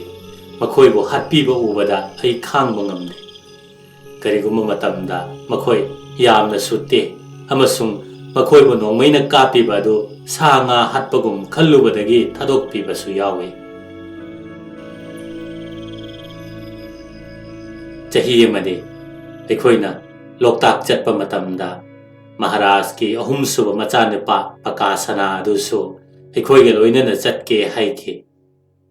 ꯃꯍꯥꯛ ꯌꯥꯎꯔꯕꯗꯤ ꯑꯩꯈꯣꯏ ꯌꯥꯝꯅ ꯅꯨꯡꯉꯥꯏ ꯃꯍꯥꯛꯁꯨ ꯊꯨꯡꯅꯔꯦ ꯑꯩꯈꯣꯏꯒ ꯂꯣꯏꯅꯅ ꯅꯨꯃꯤꯠ ꯈꯨꯗꯤꯡꯒꯤ ꯎꯆꯦꯛ ꯀꯥꯞꯄ ꯆꯠꯃꯤꯟꯅꯔꯦ ꯃꯍꯥꯛ ꯃꯈꯨꯠ ꯌꯥꯝꯅ ꯆꯨꯝꯕꯅꯤꯅ ꯑꯩꯈꯣꯏꯒꯤ ꯀꯥꯡꯕꯨꯗ ꯅꯨꯡꯉꯥꯏꯅ ꯍꯥꯞꯆꯤꯟꯕ ꯃꯤꯁꯛ ꯑꯃꯁꯨ ꯑꯣꯏꯔꯦ ꯇꯁꯦꯡꯅ ꯎꯆꯦꯛ ꯀꯥꯞꯄꯒꯤ ꯊꯕꯛ ꯑꯣꯏꯗ꯭ꯔꯕꯁꯨ ꯃꯥꯗꯤ ꯑꯎꯕ ꯑꯃ ꯍꯦꯛꯇ ꯀꯥꯞꯄꯅꯤ ꯃꯈꯨꯠꯇꯤ ꯑꯣꯟꯊꯣꯛꯅ ꯆꯨꯝꯈ꯭ꯔꯦ ꯑꯩꯈꯣꯏꯅ ꯆꯥꯕ ꯉꯝꯗꯕ ꯎꯆꯦꯛ ꯄꯨꯝꯅꯃꯛ ꯑꯩꯈꯣꯏꯕꯨ ꯁꯦꯟꯅꯕꯤꯔꯤꯕ ꯁꯤꯐꯥꯏꯁꯤꯡꯒꯤꯗꯃꯛꯇ ꯍꯤ ꯑꯃꯗ ꯍꯥꯞꯂꯒ ꯏꯝꯐꯥꯜ ꯌꯧꯅꯕ ꯊꯥꯕꯤꯈꯤ ꯑꯃꯁꯨꯡ ꯁꯤꯐꯥꯏꯁꯤꯡꯁꯨ ꯌꯥꯝꯅ ꯍꯔꯥꯎꯖꯈꯤꯕꯅꯤ ꯄꯀꯥꯁꯅꯥꯒ ꯑꯩꯈꯣꯏꯒ ꯆꯠꯃꯤꯟꯅꯕ ꯃꯇꯝ ꯑꯗꯨꯗꯗꯤ ꯑꯩꯈꯣꯏ ꯆꯌꯣꯜ ꯑꯃ ꯍꯦꯟꯅ ꯂꯩꯔꯛꯏ ꯑꯃꯁꯨꯡ ꯃꯇꯨꯡꯗꯗꯤ ꯃꯍꯥꯛꯅ ꯁꯨꯝ ꯀꯣꯏꯊꯣꯛꯄꯒꯤ ꯑꯣꯏꯅ ꯊꯣꯏꯗꯣꯛꯅ ꯄꯨꯛꯅꯤꯡꯗ ꯍꯩꯅꯤꯡꯕ ꯄꯣꯛꯄ ꯃꯐꯝ ꯑꯃ ꯇꯥꯟꯅ ꯇꯝꯄꯥꯛ ꯑꯗꯨꯒꯤ ꯈꯥ ꯊꯪꯕ ꯃꯇꯥꯏꯗ ꯁꯨꯝ ꯂꯥꯛꯂꯝꯃꯤ ꯃꯐꯝ ꯑꯗꯨꯗ ꯂꯩꯔꯝꯕ ꯃꯤꯁꯤꯡꯅ ꯏꯪꯂꯤꯁꯀꯤ ꯅꯨꯄꯤꯅꯤ ꯍꯥꯏꯅ ꯑꯃꯨꯛꯇ ꯎꯈꯤꯗꯕꯅ ꯑꯩꯅ ꯑꯍꯥꯟꯕ ꯑꯣꯏꯅ ꯂꯥꯛꯄ ꯑꯗꯨꯗ ꯌꯥꯝꯅ ꯂꯥꯡꯅ ꯅꯨꯡꯉꯥꯏꯅ ꯃꯈꯣꯏꯅ ꯈꯪꯖ ꯍꯩꯖꯕ ꯀꯌꯥ ꯎꯠꯈꯤ ꯑꯩꯈꯣꯏꯅ ꯂꯝꯁꯥꯡ ꯑꯗꯨꯒꯤ ꯃꯐꯝ ꯈꯨꯗꯤꯡꯗ ꯃꯤꯌꯥꯝ ꯄꯨꯂꯞ ꯇꯣꯉꯥꯟ ꯇꯣꯉꯥꯟꯕ ꯃꯐꯝꯗ ꯂꯩꯔꯝꯕ ꯊꯦꯡꯅꯈꯤ ꯃꯈꯣꯏꯗꯤ ꯑꯩꯕꯨ ꯌꯦꯡꯅꯤꯡꯕꯅ ꯃꯥꯏꯜ ꯀꯌꯥ ꯂꯥꯞꯄ ꯃꯐꯝꯗꯒꯤ ꯂꯥꯛꯅꯔꯕ ꯉꯥꯛꯇꯅꯤ ꯌꯦꯔꯨꯝ ꯑꯃꯁꯨꯡ ꯄꯥꯠꯀꯤ ꯎꯆꯦꯛꯅꯆꯤꯡꯕ ꯈꯔ ꯑꯩꯉꯣꯟꯗ ꯈꯨꯗꯣꯜ ꯑꯣꯏꯅ ꯄꯤꯔꯦ ꯃꯔꯝꯗꯤ ꯑꯩꯈꯣꯏꯕꯨ ꯃꯨꯟꯅ ꯌꯦꯡꯖꯕ ꯌꯥꯕ ꯑꯃꯁꯨꯡ ꯃꯇꯝ ꯈꯔ ꯍꯦꯟꯅ ꯄꯟꯊꯥꯅꯤꯡꯕꯒꯤꯗꯃꯛꯇ ꯑꯣꯏꯅ ꯀꯔꯤꯒꯨꯝꯕ ꯃꯇꯝꯗ ꯑꯩꯈꯣꯏꯗ ꯀꯔꯤꯒꯨꯝꯕꯁꯤꯡ ꯄꯤꯕꯒꯤ ꯃꯍꯨꯠꯇ ꯑꯩꯈꯣꯏꯅ ꯆꯤꯡꯒꯣꯜ ꯑꯃ ꯍꯦꯛ ꯂꯥꯟꯊꯣꯔꯛꯄꯒ ꯃꯈꯣꯏ ꯀꯥꯡꯕꯨ ꯑꯃꯅ ꯍꯅꯨꯕꯤ 4 ꯄꯨꯊꯣꯛꯇꯨꯅ ꯑꯩꯈꯣꯏꯒꯤ ꯃꯥꯡꯗ ꯖꯒꯣꯏ ꯁꯥꯍꯜꯂꯤ ꯑꯃꯁꯨꯡ ꯑꯩꯈꯣꯏꯒꯤ ꯄꯨꯛꯅꯤꯡ ꯅꯨꯡꯉꯥꯏꯍꯟꯕꯒꯤ ꯑꯣꯏꯅ ꯌꯣꯡ ꯍꯅꯨꯕꯁꯤꯡꯒꯤ ꯃꯇꯧꯒꯨꯝꯅ ꯅꯥꯀꯜ ꯑꯃꯗ ꯄꯪꯆꯣꯡꯗ ꯆꯣꯡꯏ ꯇꯁꯦꯡꯅ ꯍꯥꯏꯔꯕꯗ ꯑꯩꯈꯣꯏ ꯂꯦꯞꯄ ꯇꯥꯈꯤ ꯑꯃꯁꯨꯡ ꯃꯈꯣꯏꯅ ꯇꯧꯔꯤꯕꯁꯤꯡ ꯑꯗꯨ ꯌꯦꯡꯕ ꯇꯥꯈꯤ ꯑꯗꯨꯒ ꯂꯣꯏꯅꯅ ꯇꯧꯔꯤꯕ ꯑꯗꯨ ꯂꯣꯏꯔꯕꯗ ꯑꯩꯈꯣꯏꯅ ꯂꯨꯄꯥ ꯈꯔꯁꯨ ꯄꯤꯔꯝꯃꯤ ꯃꯇꯝ ꯄꯨꯝꯅꯃꯛꯇ ꯃꯈꯣꯏꯅ ꯑꯩꯒꯤ ꯑꯀꯣꯏꯕꯗ ꯌꯣꯝꯁꯜꯂꯤ ꯑꯃꯁꯨꯡ ꯑꯩꯒꯤ ꯐꯤꯔꯣꯜ ꯑꯃꯗꯤ ꯈꯨꯠꯇ ꯁꯣꯛꯏ ꯑꯩꯒꯤ ꯐꯨꯔꯤꯠꯀꯤ ꯈꯨꯗꯥꯡ ꯍꯥꯏꯒꯠꯂꯒ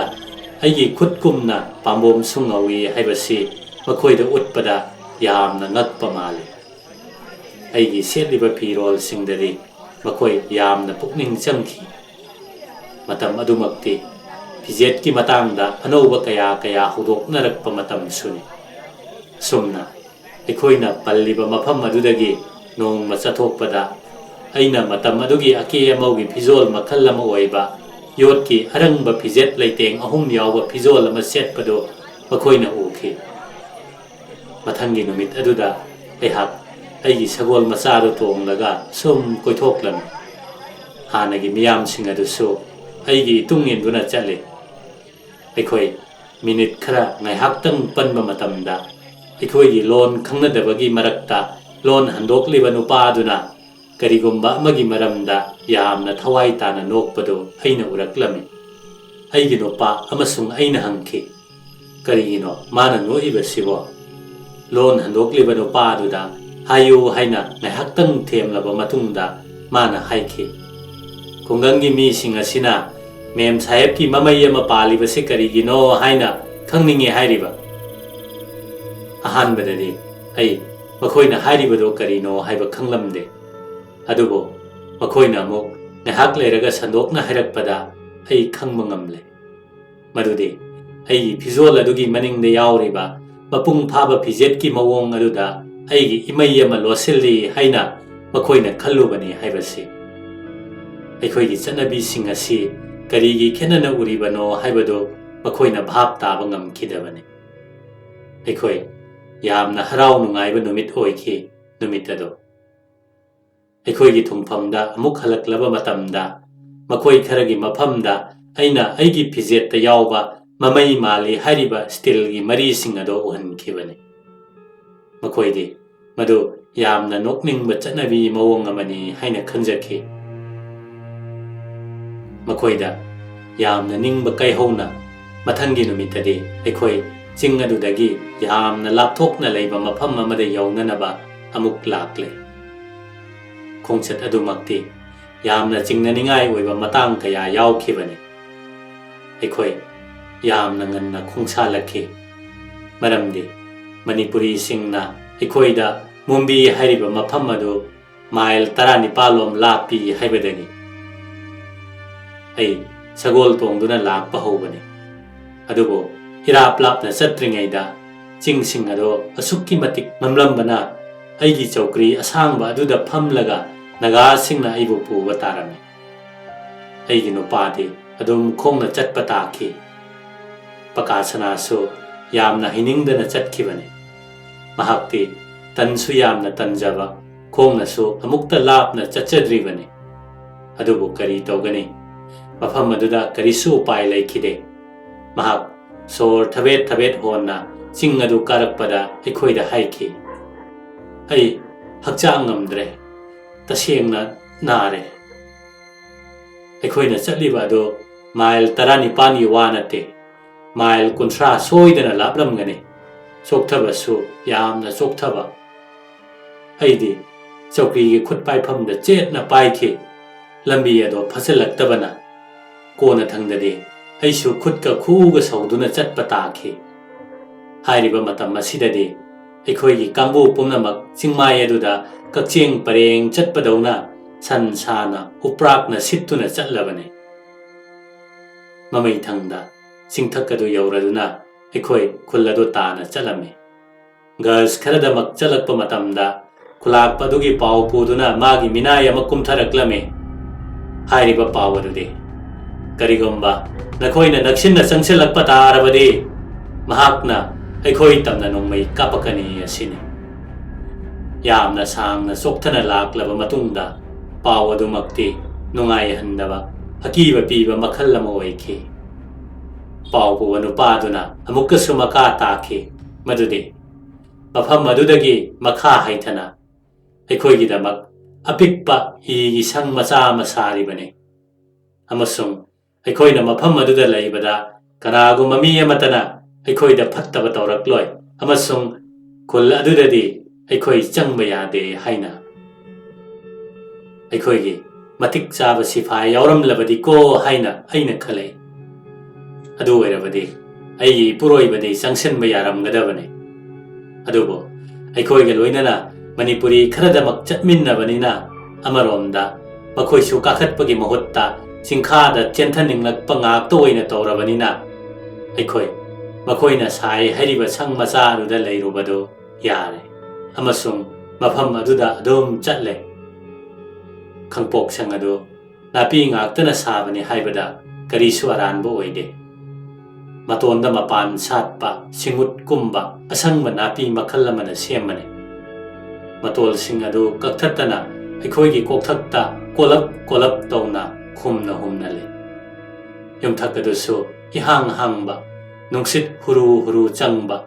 amasung karigumba nong nungsit laklabadi achauba mathakki ahoba sing adudagi nong yurakadaba len phawjilakadaba ngaktane